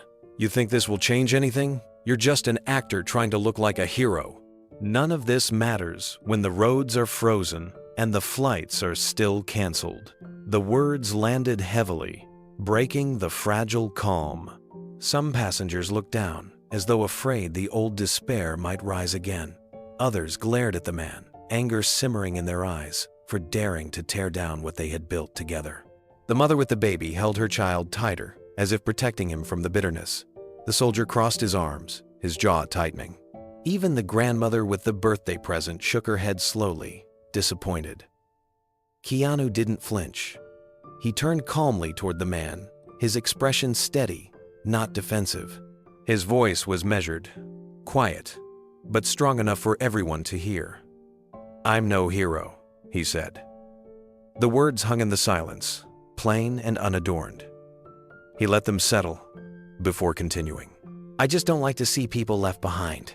The simplicity of the statement struck harder than a long speech ever could. He didn't argue about his fame. He didn't try to prove his worth. He offered only sincerity. His eyes stayed on the man, not with anger, but with patience, as though he understood the weight of the cynic's despair. The silence stretched. The man shifted uncomfortably, his eyes darting around the room, searching for someone to back him up. But no one did. Instead, passengers leaned in closer to Keanu, their expressions softening with renewed trust. The grandmother dabbed at her eyes with a tissue. The soldier nodded slightly, approval in his gaze. A young woman whispered, "That's real." Slowly, the sound of soft clapping began. It came first from the college student who had shared her hotel room earlier, then from the businessman who had offered his sedan. Soon, more hands joined in, the gentle applause spreading like a wave through the terminal. It wasn't thunderous or forced. It was quiet, steady, and deeply affirming. The man stood frozen in the middle of it all, his shoulders stiff. His mouth opened as if to argue again, but no words came. He looked at Keanu, then at the people who had chosen to stand with him, and something in his face faltered. For the first time all night, he didn't look angry. He looked uncertain. Keanu gave a small nod, then turned his attention back to the group, as if to remind them that this wasn't about winning an argument. It was about keeping hope alive. The applause faded slowly, leaving behind a silence that was different than before. It wasn't heavy with despair. It was calm, steady, like the quiet after a storm begins to break. The man who had spoken out stood in the center, shifting uncomfortably under the weight of so many eyes. His chest rose and fell quickly, as though he had been preparing for a fight but found no one willing to swing back. Keanu didn't move toward him aggressively. Instead, he stayed where he was, his posture open, his voice calm. "I know you're tired," he said gently. "We all are. And I know it feels like none of this will matter. But sometimes, the only thing we can do is help the person right in front of us. That's all I've tried to do tonight." The man's face twitched, his anger clashing with something softer that had begun to crack through. He looked around at the families huddled together, at the board filled with offers, at the small clusters of passengers who had once been strangers and were now planning carpools and sharing food. He swallowed hard, his voice quieter now. "It just feels pointless sometimes, like nothing we do changes anything." Keanu nodded, not dismissing his words, but embracing them. "I know that feeling," he said. "But look around. A few hours ago, everyone here was drowning in frustration. Now people have rides, food, and a place to rest. It may not fix everything, but it's not pointless. Not if it means one child sleeps in a warm bed instead of on the floor." The man's shoulders slumped. His eyes darted downward, and his voice cracked slightly. "I've been away from my daughter for months. I promised I'd be home by Christmas, and now I don't even know if I'll make it." His confession hung in the air, raw and unguarded. It wasn't anger anymore. It was pain. For a moment, no one spoke. Then the grandmother with the birthday present leaned forward, her voice soft. "She'll understand. Children remember love more than schedules." The soldier added firmly, "You'll get there. And when you do, she won't care about the delay. She'll care that you kept your promise to come home." The man blinked quickly, fighting the sting in his eyes. His gaze lifted to Keanu, who met him with the same steady calm he had shown all night. "You're not alone in this storm," Keanu said. "None of us are." The man nodded slowly, his voice barely audible. "Maybe you're right." He turned and walked back toward the crowd, no longer on the outside. For the first time, he looked like a man who wanted to belong rather than push others away. The group let out a breath they hadn't realized they were holding. The trust in Keanu deepened, not because he had won an argument, but because he had shown that leadership wasn't about pride. It was about humility, listening, and refusing to let anyone be left behind. Soft applause rose again, not directed at the confrontation, but at the spirit of what had just unfolded. The cynic hadn't been silenced. He had been understood, and in that moment, the community felt stronger than ever. The hours dragged on, and though the board, carpools, and hotel rooms had brought a sense of order, exhaustion was still etched into every face. Families curled up on seats, using jackets as makeshift pillows. Conversations that had once been lively now softened to murmurs, fading into the heavy quiet of people running on empty. From the corner near Gate 19 came the sound everyone dreaded, the sharp, high-pitched cry of a baby. At first, it was small, but within moments it grew louder, raw, and insistent. The wail cut through the hush like a siren. Heads turned. Some passengers winced, others sighed, and a few closed their eyes in frustration. The mother clutched her child close, bouncing gently, whispering pleas for calm, but nothing soothed him. Her arms trembled, her eyes red-rimmed from fatigue. She rocked side to side, tears spilling silently as her child's cries grew more frantic. The noise pierced the air, filling every corner of the terminal. A man rubbed his temples, a teenager groaned, and someone muttered under their breath. The mother bit her lip, shame and helplessness painted across her face. Keanu, sitting only a few rows away, noticed immediately. He rose from his seat and walked toward her, his steps unhurried, his face calm. The crowd watched him, curiosity and expectation rising together. He knelt down slowly beside the mother, meeting her eyes. His voice was gentle, steady. "May I help?" The woman blinked at him, startled by the offer but too tired to protest. She nodded, her voice breaking. "I don't know what else to do." Keanu shifted slightly closer, careful not to overwhelm. He extended his hands toward the baby, not to take him, but to steady the mother's arms. Then he leaned in, his lips parting as he began to hum softly. The sound was low, melodic, a tune simple enough to be timeless.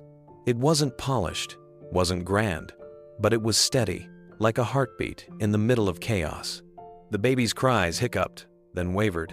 His tiny fists, clenched tight moments before, began to loosen. His wailing softened into whimpers, then into heavy breaths.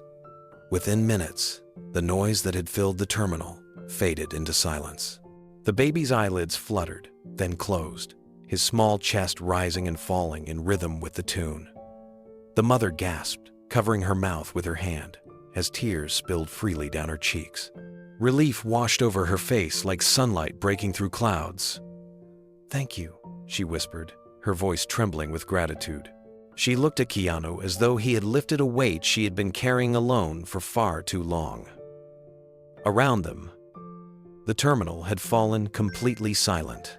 Dozens of passengers, who only minutes ago had been slumped in fatigue or wrapped in their own frustration, now sat frozen in awe. Their eyes were fixed on the man kneeling on the cold floor, humming a lullaby to a stranger's child. The storm still howled outside, but inside, the sound that mattered most was the quiet breathing of a baby finally at peace. The silence held for several long seconds after the baby's cries faded, as if no one dared disturb the fragile peace. The mother cradled her child close, her shoulders shaking as quiet sobs of relief slipped out. She stroked the baby's hair, pressing her cheek against his tiny head, whispering over and over, "It's okay now. It's okay." Keanu remained kneeling, his expression soft, his presence steady. He didn't bask in the attention gathering around him. He simply stayed by the mother's side until she steadied her breathing. He offered a small, reassuring nod before easing back to give her space. The moment belonged to her and her child. The gratitude was overwhelming. She reached out with her free hand, grasping his firmly. "You don't know what this means to me," she said, her voice breaking. "I thought I was failing him tonight. I thought everyone hated me for not being able to calm him down. And then..."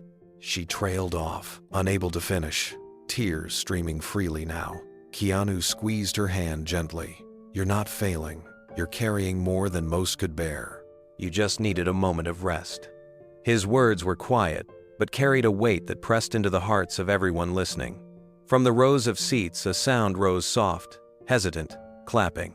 It started with a man in a business suit who had been sitting rigid for hours. Then the grandmother with the wrapped birthday present joined in, her hands trembling but strong. The soldier followed, his palms striking together with measured respect. Soon the entire terminal joined, the applause swelling into something genuine, not out of duty, but out of shared awe. The sound filled the air, wrapping the space in warmth that no heater could provide. It wasn't for the celebrity kneeling on the floor, it was for the act of kindness itself. For the reminder that even in the coldest storm, humanity could still shine.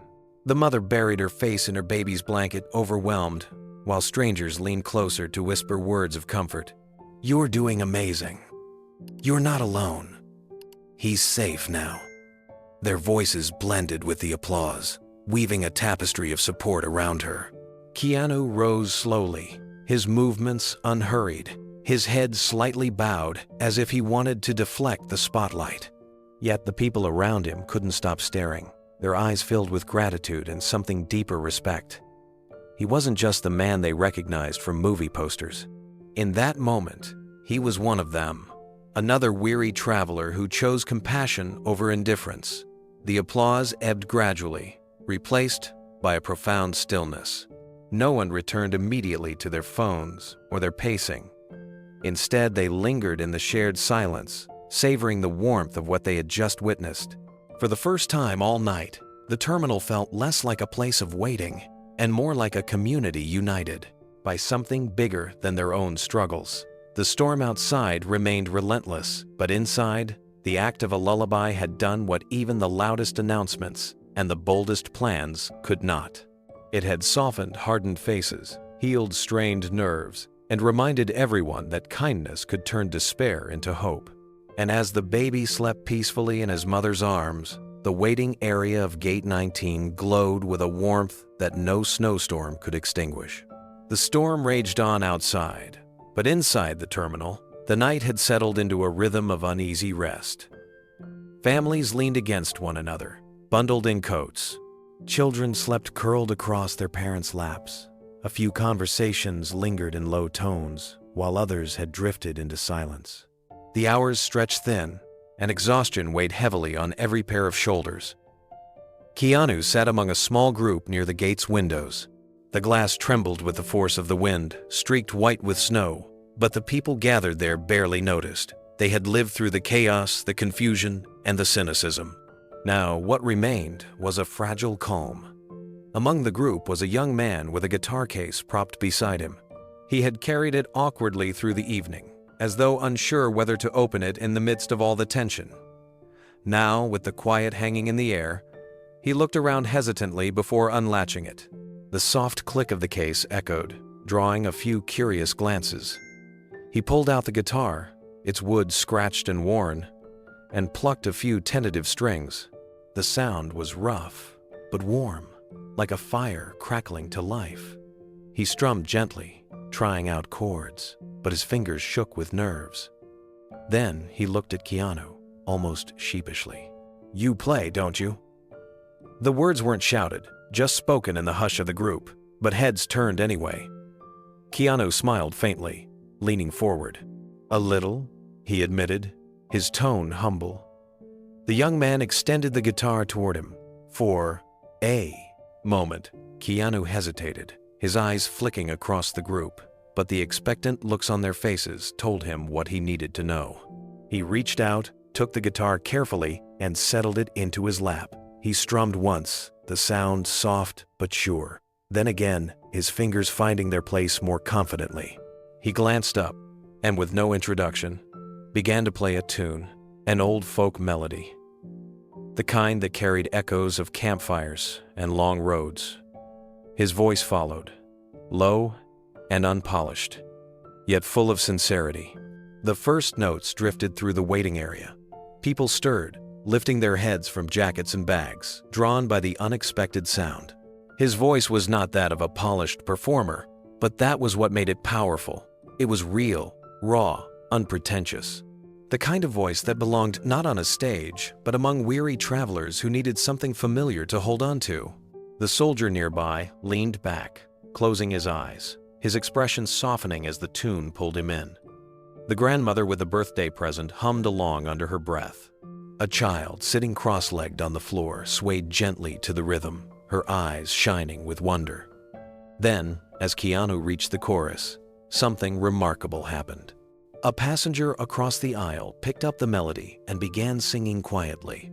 Then another joined in, their voices hesitant but growing. Soon, the sound spread across the gate, like ripples on water, strangers blending their voices into one. The harmony wasn't perfect. Some sang off-key, others stumbled over the words, but it didn't matter.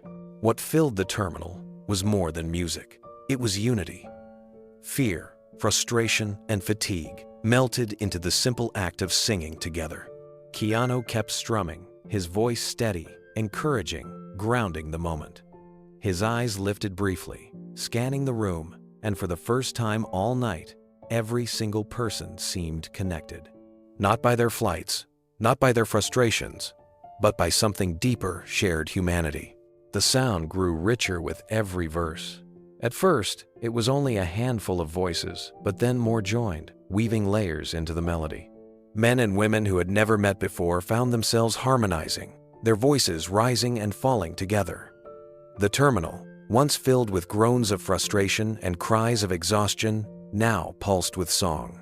The soldier sang softly at first, then louder, his deep voice steadying the chorus.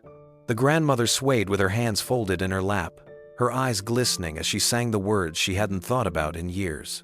A young woman laughed through her tears when she forgot a line, but her neighbor nudged her gently, keeping her going. Children clapped along, their small hands beating an uneven rhythm, but no one minded. The imperfections made it all the more human. Keanu's strumming anchored the voices. His playing wasn't polished, yet it carried warmth, every chord echoing through the waiting area. His singing wasn't meant to impress, it was meant to carry everyone forward. The rawness of his voice gave permission for others to be imperfect too. They didn't need to sound like a choir. They only needed to sound like people willing to share the moment. As the song moved into another verse, the cynical man who had once challenged Keanu sat with his arms resting on his knees, staring at the floor. Slowly, almost reluctantly, he began to hum. It was faint, but it was there, his voice weaving into the collective sound. The soldier noticed and gave him a nod of quiet respect, as if to say, "You belong here too." The mother with the baby cradled her child close, rocking gently in time with the music.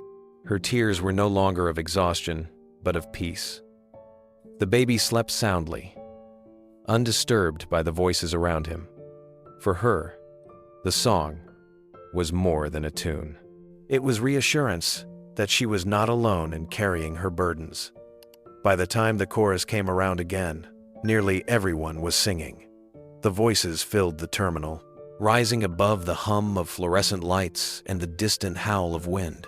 For the first time all night, the storm outside didn't feel like the dominant force.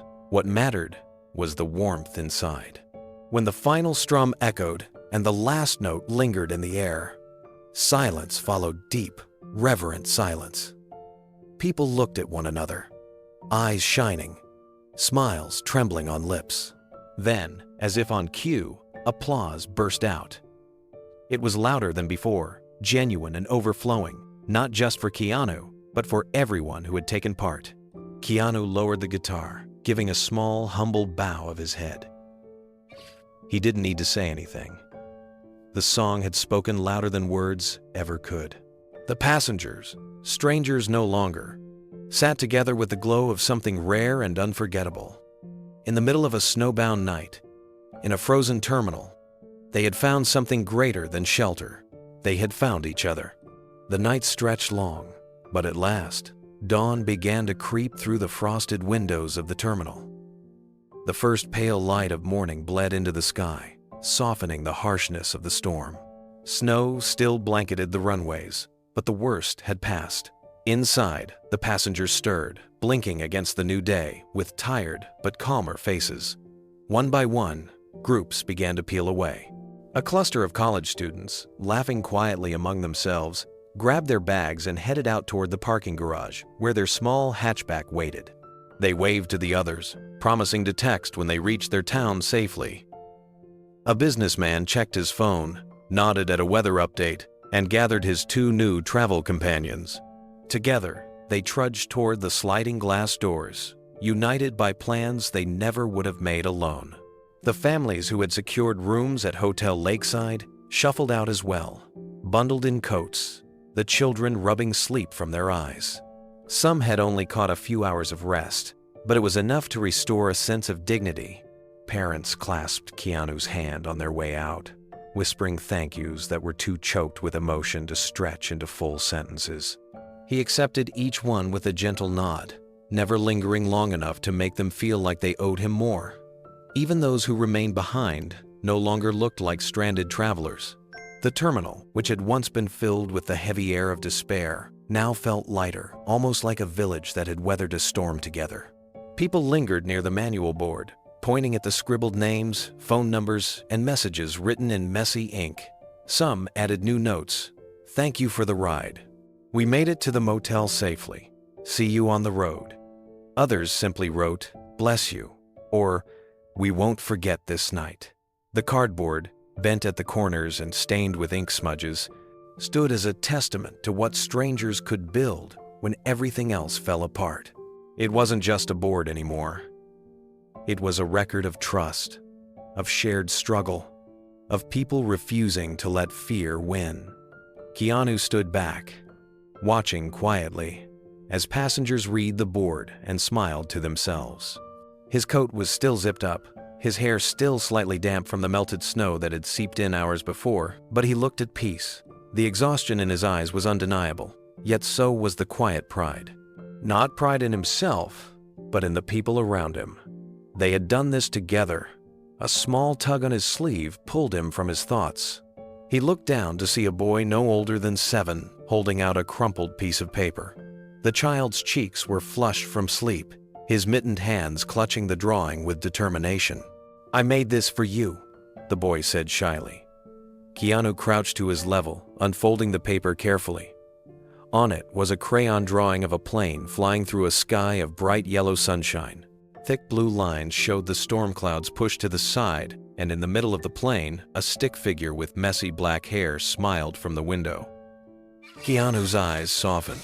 "This is beautiful," he said sincerely. He folded the drawing carefully and slipped it into the inside pocket of his coat. "I'll keep it safe." The boy grinned, beaming with pride, before darting back to his mother. She mouthed a thank you across the room, her eyes shining. The morning light grew brighter, painting the snow in shades of silver and white. Outside, plows rumbled across the runways, clearing paths inch by inch. Inside, the terminal seemed to breathe easier, as if the storm had loosened its grip not just on the roads but on the people themselves. The last few carpools prepared to leave. The soldier who had shared his story earlier adjusted his duffel bag, shaking hands with a family he had agreed to drive halfway to their destination. "We'll figure out the rest," the father said, his voice full of gratitude. The soldier nodded, his jaw tight, with emotion, before heading toward the doors with his new companions. The grandmother, who had missed her grandson's birthday, sat with her small wrapped present balanced on her lap. A ride had been arranged for her too. Before leaving, she paused by the board, adding her own message in neat cursive. "Tell him we made it through together." Her hand lingered on the cardboard for a moment, then she walked away, shoulders straighter than they had been the night before. The cynical man, quieter now, helped load bags into a van he had offered to share. He no longer looked like the bitter figure who had once stood apart from everyone else. His expression was tired but softened, his movements steady and purposeful. When he passed Keanu, their eyes met briefly. He didn't speak, but the nod he gave carried more sincerity than words ever could. Keanu returned the nod, a silent acknowledgement of change. Those who remained gathered loosely near the windows, sipping what was left of the shared thermoses of coffee. They weren't strangers anymore. They had become a community, even if only for a single night. Conversations flowed easily, filled with small jokes and shared memories of the storm. Some exchanged phone numbers, others promised to check in when they got home. The heaviness of being stranded had given way to the lightness of connection. The manual board, messy with overlapping notes and scrawled handwriting, stood at the heart of it all. People walked up one last time to add their names, not because they needed rides anymore, but because they wanted to leave a piece of themselves in the story. Words like hope, family, and together filled the corners, transforming the board into more than logistics. It had become a record of resilience. Keanu stood nearby, watching with quiet satisfaction. He didn't step forward to claim ownership or bask in the gratitude. Instead, he let the board belong to the people, the way it always had. What mattered most was that they had chosen to trust one another, to lift each other when it mattered. A little girl, perhaps 5 years old, toddled up to him and tugged at his coat sleeve. She pointed at his pocket, where the boy's crayon drawing was tucked safely away.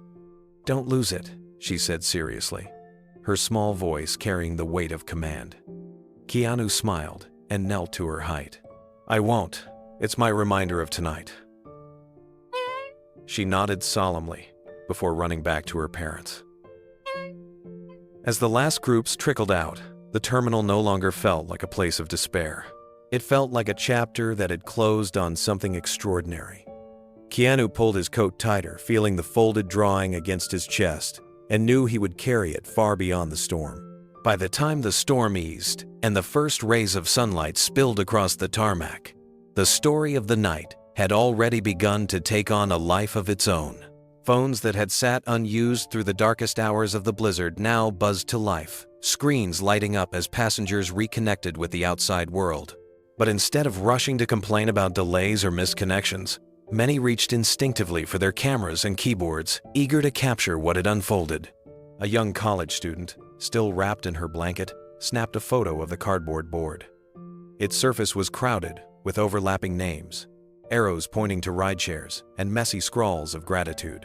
She posted it with a simple caption, "This board saved us tonight." And yes, that's Keanu Reeves who made it happen.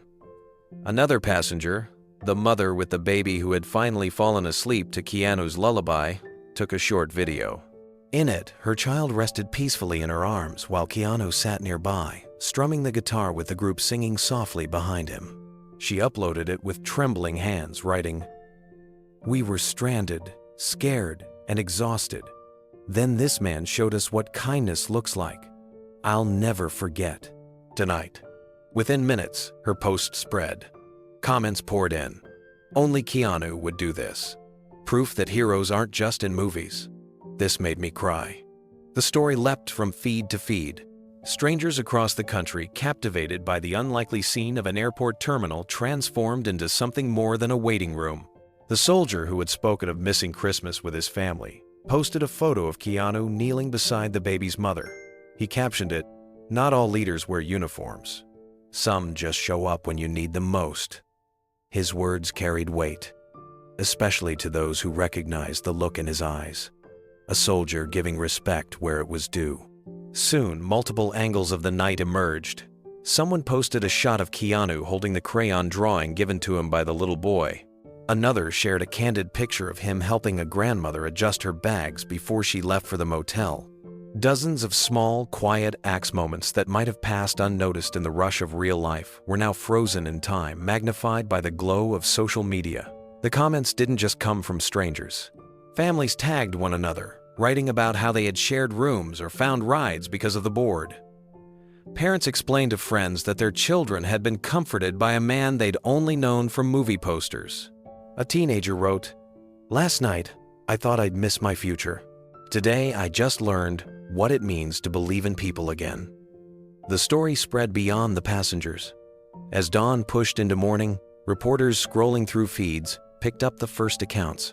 A headline appeared online, "Keanu Reeves organizes stranded airport crowd during snowstorm." Another followed, "From Hollywood to the Midwest. Actor turns chaos into calm."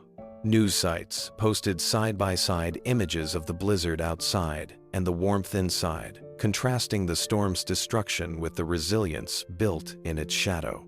And still, more voices joined in. Each passenger added a layer, a memory, a detail. Together, their words created a chorus of testimony, a digital echo of the unity they had found in the terminal. By mid-morning, the online trickle had turned into a flood. Screens across the country lit up with photos and posts from that single terminal. What had been an ordinary winter storm in the Midwest suddenly became a story that traveled faster than the snow itself. One photo in particular gained traction.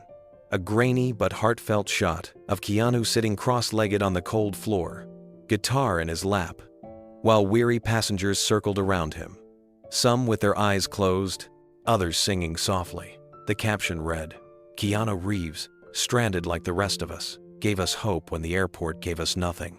Within an hour, the post was shared thousands of times. News outlets scrambled to verify details. Local stations interviewed passengers on the spot. A mother holding her still sleeping baby told a reporter, her voice shaking, "He didn't just calm my child.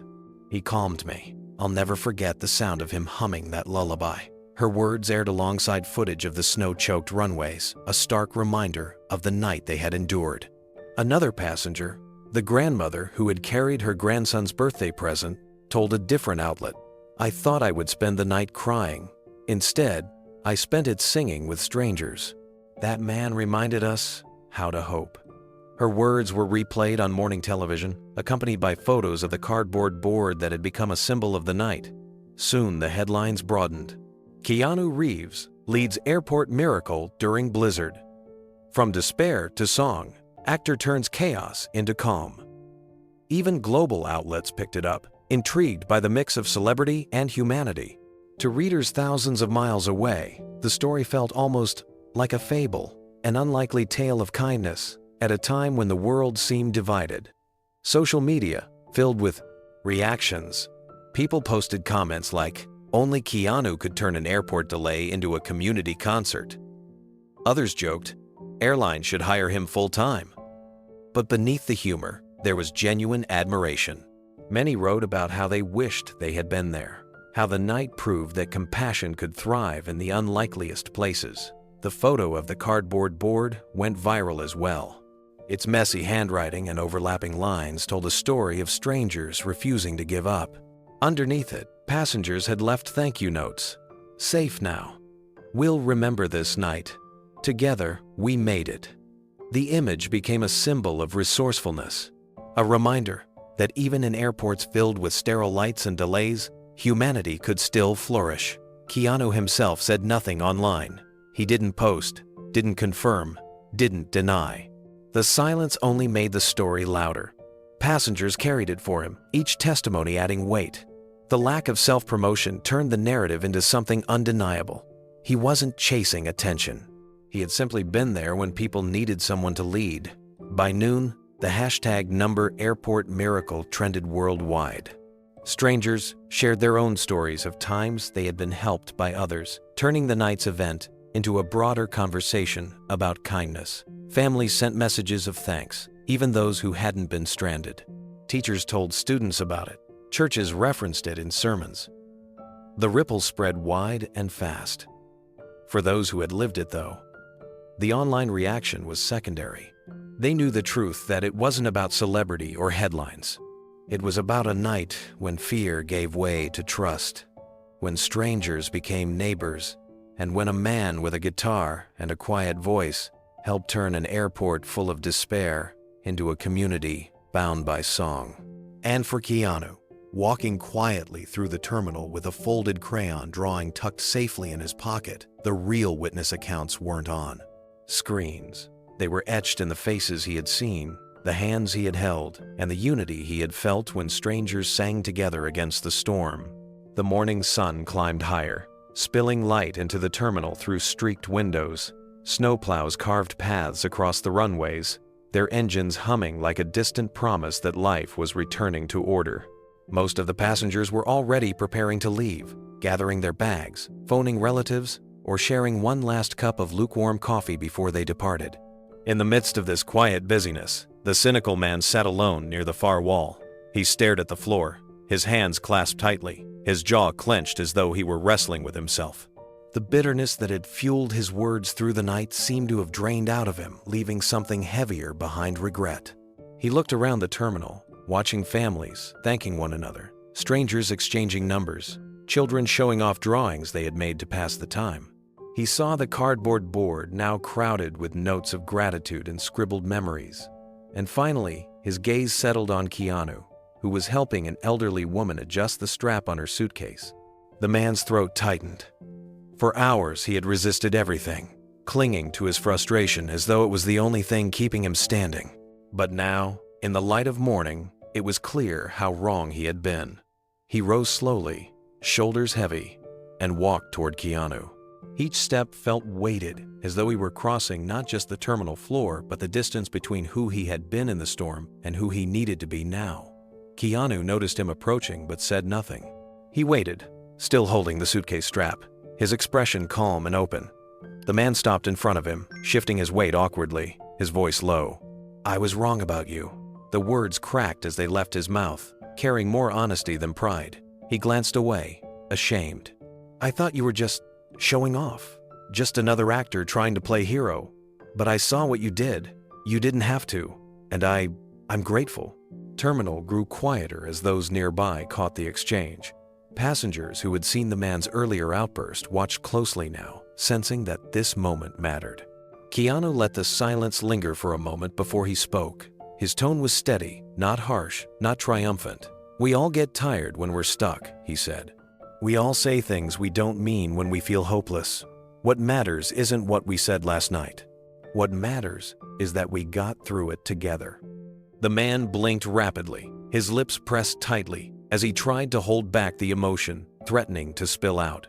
He extended his hand slowly, uncertain if it would be accepted. Keanu didn't hesitate. He took it firmly, giving it a single shake, no resentment in his grip. The gesture was simple, but it carried the weight of forgiveness, of understanding. The man's shoulders eased, as though he had been carrying a burden too long. He nodded once, then again, his voice barely above a whisper. "Thank you for everything." Nearby, the grandmother with the birthday present dabbed her eyes with a tissue. The soldier gave a small, approving nod. Even the young man with the guitar smiled faintly, recognizing the shift. What had begun as confrontation had ended in humility, and everyone could feel the significance of that reconciliation. Keanu released the man's hand, offering a faint smile. "Safe travels," he said softly, and in that moment, the storm inside the cynic finally broke. The handshake lingered in the minds of those who saw it. The man who had once stood apart, arms crossed and bitter words sharp, now stood with his head slightly bowed, his face softened by humility. For many passengers, it felt like the final piece of the night, clicking into place. The storm outside had eased, and the storm inside this man had eased too. He remained there a moment longer, shifting his feet as though reluctant to step away. His eyes swept across the room, meeting faces he had once avoided. Some of them smiled faintly at him, others simply nodded. For the first time since the chaos began, he felt included. That silent acceptance was more than he had expected, and far more than he thought he deserved. "I didn't make it easy for anyone," he admitted, his voice carrying just enough to be heard by those nearby. "I made things harder, when all of you were trying to make them better." His eyes flicked toward the board, now crowded with thank you notes and names. "But you all showed me what I couldn't see, that even in the worst night, people can still care." No one interrupted. They let him speak, sensing the weight of his confession. The soldier stepped forward first, his voice steady. "Storms bring out the worst in some of us, but they can bring out the best too. You're here now. That's what matters." The grandmother nodded beside him, adding softly, "We've all had nights when despair got the better of us. You chose to stand here. Now, that means something." The man's throat tightened again, and he looked back at Keanu. "I thought you were pretending, but I see now you weren't. You cared enough to do something when the rest of us froze." Keanu shook his head gently. "I didn't do it alone. The board worked because people chose to step forward. The carpools worked because people shared. The songs meant something because everyone joined in. All I did was remind us we're stronger together." The words weren't grand, but they landed like stone pillars, solid and immovable. The man nodded, visibly moved, and lowered his head once more. For him, the apology was complete. The relief in his posture was clear, as though finally letting go of pride had set him free. Applause rose, not thunderous, not forced, but warm. It began with the college student near the windows, then the mother with the baby, then spread across the gate until everyone present was part of it. The clapping wasn't just for Keanu. It was for the man too, for the courage it took to face his own bitterness and transform it into humility. Tears pricked the man's eyes, and though he tried to blink them away, he didn't hide them. He gave one last nod to Keanu and the group before turning back toward his van. As he walked away, there was no longer a wall between him and the others. He had become part of their story, not the shadow on its edges. Keanu watched him go, his expression calm, his hand brushing the pocket where the boy's crayon drawing rested. The storm had tested them all in different ways. Some had found hope quickly, others had resisted, but in the end, even the hardest heart had yielded. And that, perhaps, was the greatest victory of the night. The departure board flickered with a faint hum, the glowing red letters of canceled and delayed, finally giving way to something new. One by one, the words shifted to green. The room, dulled by fatigue, stirred with energy as the announcement echoed through the speakers. Attention passengers, Flight 237 to Los Angeles is now boarding at Gate 19. For a moment, the terminal froze. People blinked at the glowing board as if their tired eyes had deceived them. Then came the rush of realization. Laughter and cheers broke out, arms lifted in triumph, and even a few tears slid down cheeks that had weathered the long night. The storm outside had finally loosened its grip, and the storm inside the travelers had already been calmed. Now, at last, they could go forward. Passengers rose from their makeshift camps, blankets, pillows, backpacks scattered across the floor and gathered into a line. But it wasn't like the boarding lines of ordinary days, marked by impatience and shuffling silence. This line was alive with warmth. Strangers waved to one another, embraced like old friends, and swapped last-minute phone numbers. People who hours before hadn't known each other's names now clung as if parting after a long journey together. The soldier gave a firm handshake to the businessman who had shared his carpool plan, promising to check in when he reached his family.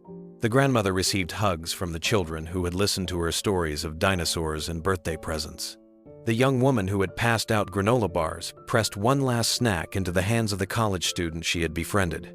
Their goodbyes were filled with laughter, and the kind of promises that, whether kept or not, mattered in the moment. The airline staff, who had struggled all night to keep order in the face of limited answers, stood watching the scene unfold with quiet awe. One attendant, her hair pulled back and her uniform slightly rumpled, approached Keanu directly. Her voice was sincere, her gratitude unmasked. "You kept peace better than we did. I don't know how to thank you." Keanu gave the same modest shrug he had worn all night, his voice quiet but steady. "It wasn't just me. Everyone here decided to help each other. That's what made it work." She smiled, shaking her head as if to say she knew the truth, that his humility was real, but so was his impact. She stepped back to let him move forward in line, her eyes lingering with respect. As boarding continued, the crowd clapped passengers on the back, waved at children, and shared parting words. The cynical man, now quieter and softer, carried a family suitcase to the gate before taking his own place in line. No one treated him like an outsider anymore. His nods were returned, his quiet presence accepted. And through it all, Keanu remained at the center not because he sought the spotlight, but because gratitude flowed naturally toward him. Parents mouthed thank yous as they shepherded their children forward.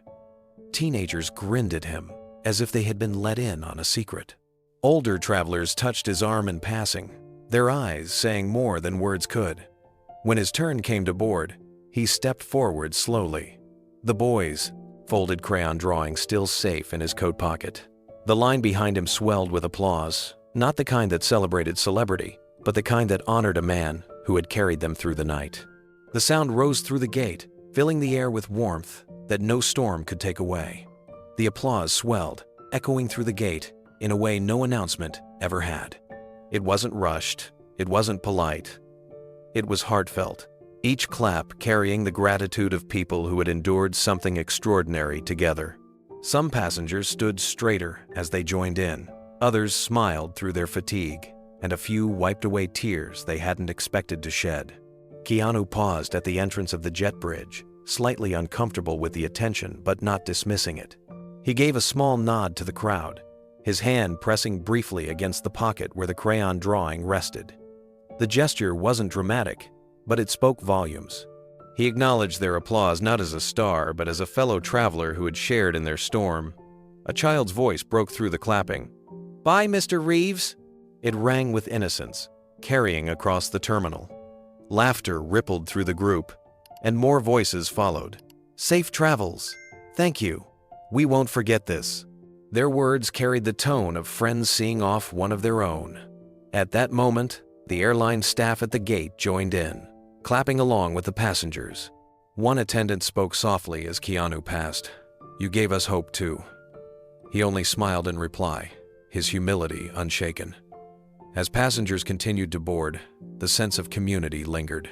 People who had exchanged little more than tired glances the day before now spoke warmly to one another in line. They compared stories, promised to text updates, and even joked about planning reunions, though most knew they would never see each other again. It didn't matter. The bond had been forged, and it had already done its fate. Work. The cynical man, one of the last to board, paused by the gate. He looked back at the terminal, at the cardboard board still taped to the desk, messy with names and messages. His lips curved into a faint smile, one of gratitude. He followed the others into the jet bridge, shoulders lighter than when the night began. As the final passengers disappeared down the walkway, the applause faded into a soft hum of conversation, but its echo remained, filling the space with warmth even after the sound was gone. For Keanu, stepping into the plane was no different than stepping onto a new set, except this story wasn't scripted. It had been lived by every person in that terminal, through every act of kindness, every shared snack, every song sung against the storm. The applause wasn't for a performance. It was for a man who reminded them that humanity, at its best, could weather any night.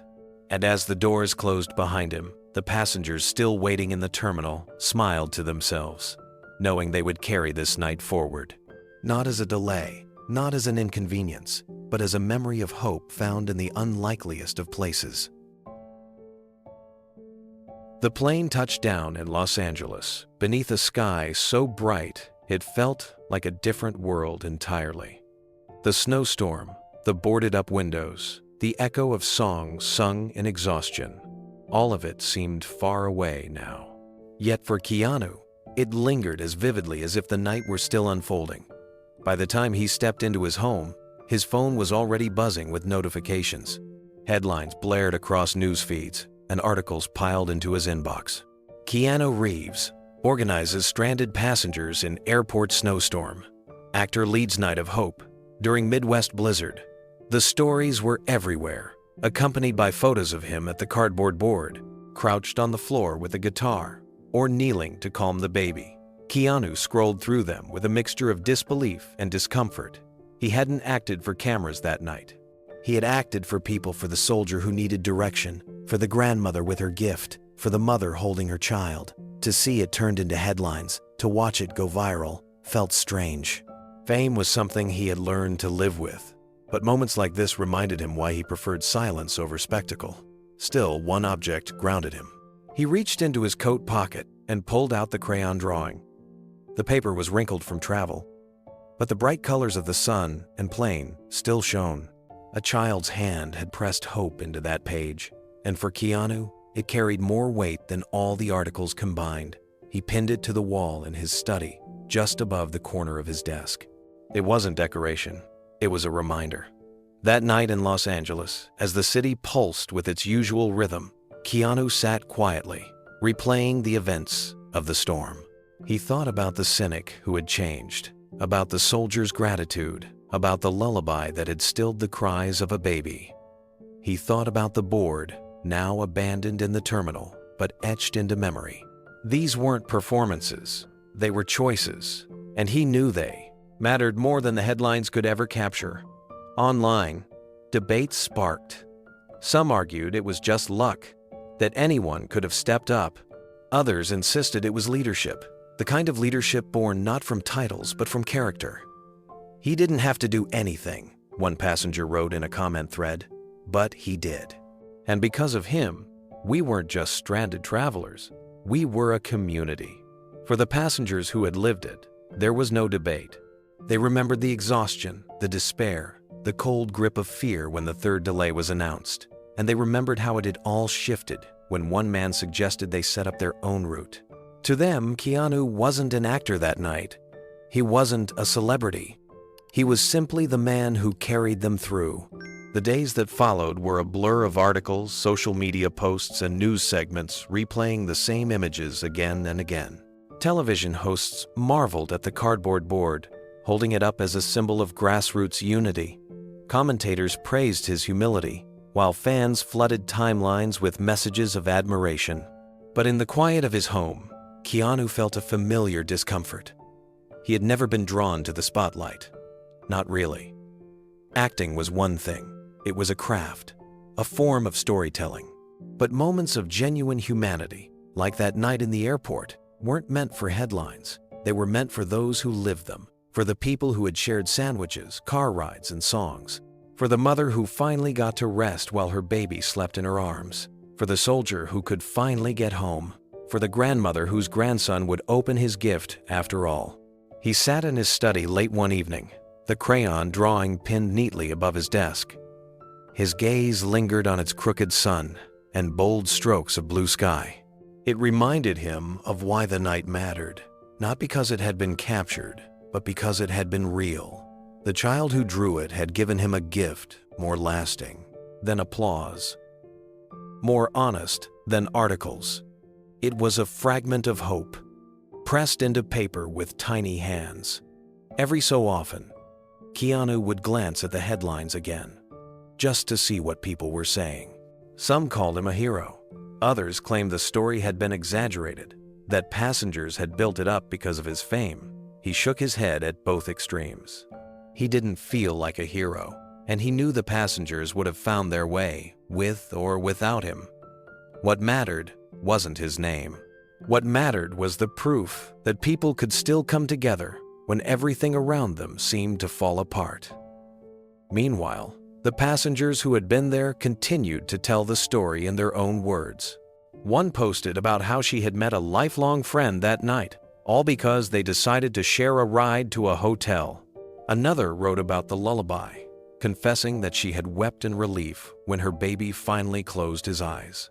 Others remembered the laughter during the song at the gate, the moment when fear had turned into harmony. Their memories carried a weight that no headline could dilute. In Los Angeles, Keanu lived quietly, carrying on with his work, his routines, his long rides through the city streets. But the drawing on the wall stayed, untouched and unmoved. Whenever he glanced at it, he remembered the warmth of the terminal, the faces lit by more than just fluorescent lights, the sound of strangers singing together as if they had known each other forever. For the world, it was a story that went viral, one more chapter in the endless news cycle. But for those who had lived it, and for Keanu himself, it was something far deeper. It was the night when a storm stranded hundreds, and yet, somehow, nobody was truly left behind. And for the passengers who still spoke of it, one truth remained constant. He hadn't been an actor that night. He had simply been the man who took the terminal home. The house was quiet, bathed in the soft glow of morning sunlight pouring through tall windows. Outside, Los Angeles moved at its usual hurried pace, but inside, Keanu sat at his desk with a pen in hand and the crayon drawing pinned above him. The drawing caught the light, its bold strokes of blue and yellow almost glowing, as if the child who had created it had somehow captured the essence of hope in the simplest of forms. He opened his journal, the leather cover worn from years of use. Slowly, deliberately, he began to write. His pen moved steadily across the page, each word a release of the thoughts that had lingered since the storm. In the coldest night, strangers warmed each other, he wrote. The words settled on the page, and he paused to reflect. He remembered the mother with her child, her face etched with exhaustion before the lullaby had given her a moment of rest. He thought of the grandmother who had nearly missed her grandson's birthday, her relief palpable when flights resumed. He remembered the soldier's quiet gratitude, the granola bars passed around, the cynical man's apology that had silenced the terminal. Each memory flickered like a frame in a reel, replaying itself with vivid clarity. Leadership isn't about titles, he continued to write. It's about stepping forward when no one else will. He set the pen down for a moment and leaned back in his chair. That truth had revealed itself to him in the most unlikely of places. Not on a film set, not in a meeting, but in an airport terminal where hundreds of weary travelers had been forced together by a storm. It wasn't about being recognized. It wasn't about being admired. It was about being willing to act when inaction left people adrift. He closed his journal softly and turned his gaze toward the window. The sky was clear, painted in hues of gold and soft blue. After the storm, there was always a morning like this, calm and full of promise. He let the silence linger, knowing that what had happened would stay with him, not because of the attention it had drawn, but because of the humanity it had revealed. On his wall, the crayon drawing reminded him that even in the darkest hours, light could be found in the simplest gestures, a child's hope, a shared meal, a song sung off-key but sung together.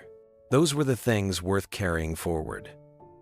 And now, to those listening, his reflection reached outward, bridging the gap between one man's journal and the countless lives beyond the screen. Have you ever been stranded but found unexpected kindness? He asked. Share your incredible story in the comments. Tell us about the moment when someone surprised you with compassion, when a stranger became a friend, or when a storm became the setting for something unforgettable. His voice, quiet yet steady, carried one more invitation. What would you have done if you were at that airport? Would you have stepped forward, or would you have waited? Tell us below.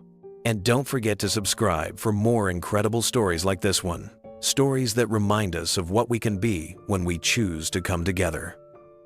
The journal lay closed. The drawing hung bright. The morning light filled the room, carrying with it the same warmth that had filled the terminal when strangers had become a community. The pen rested on the journal, but Keanu's thoughts continued to flow. He leaned forward, elbows on the desk, staring at the drawing pinned above him. It wasn't neat. The lines stretched beyond the page, the sun's rays uneven, the plane's wings crooked. Yet there was something pure in its imperfection. It captured the night better than any headline could. It was a child's vision of hope, rising out of chaos. He thought about how easily that night could have gone differently. A few more hours of despair, a few more bitter words, and the terminal could have dissolved into frustration and anger. Instead, people had chosen cooperation over conflict. They had chosen to look after one another. He realized then that leadership was never about controlling others. It was about unlocking the strength that already lived inside them. His reflection deepened as he considered the passengers. The grandmother was probably home now, watching her grandson tear the wrapping off the birthday gift she had carried so carefully. The soldier, perhaps, was sitting at a family table, his uniform jacket hung on a chair as he recounted the strange night when strangers became brothers and sisters. The mother, holding her baby close, might still hum the lullaby he had started, her child asleep against her shoulder. Each of them carried forward a memory, not just of being stranded, but of finding community. For Keanu, that was the true gift of the night. Not the applause, not the articles, but the quiet knowledge that he had been part of something that revealed the best in people. It reminded him that kindness was not a performance. It was a choice made in the middle of the storm. He rose from the desk and walked to the window. The city stretched out before him, alive and restless. But he let his gaze linger on the sky. It was as clear as the drawing above his desk, a vast reminder that storms always pass. What remained, long after the snow melted, was the way people treated one another when everything felt uncertain. Turning back, he addressed those who had followed the story to its end. "If you take anything from this night," he said softly, "let it be this. Sometimes, the smallest act can change the course of someone else's storm. A shared snack, a quiet song, a hand offered instead of withheld. These are the choices that define us."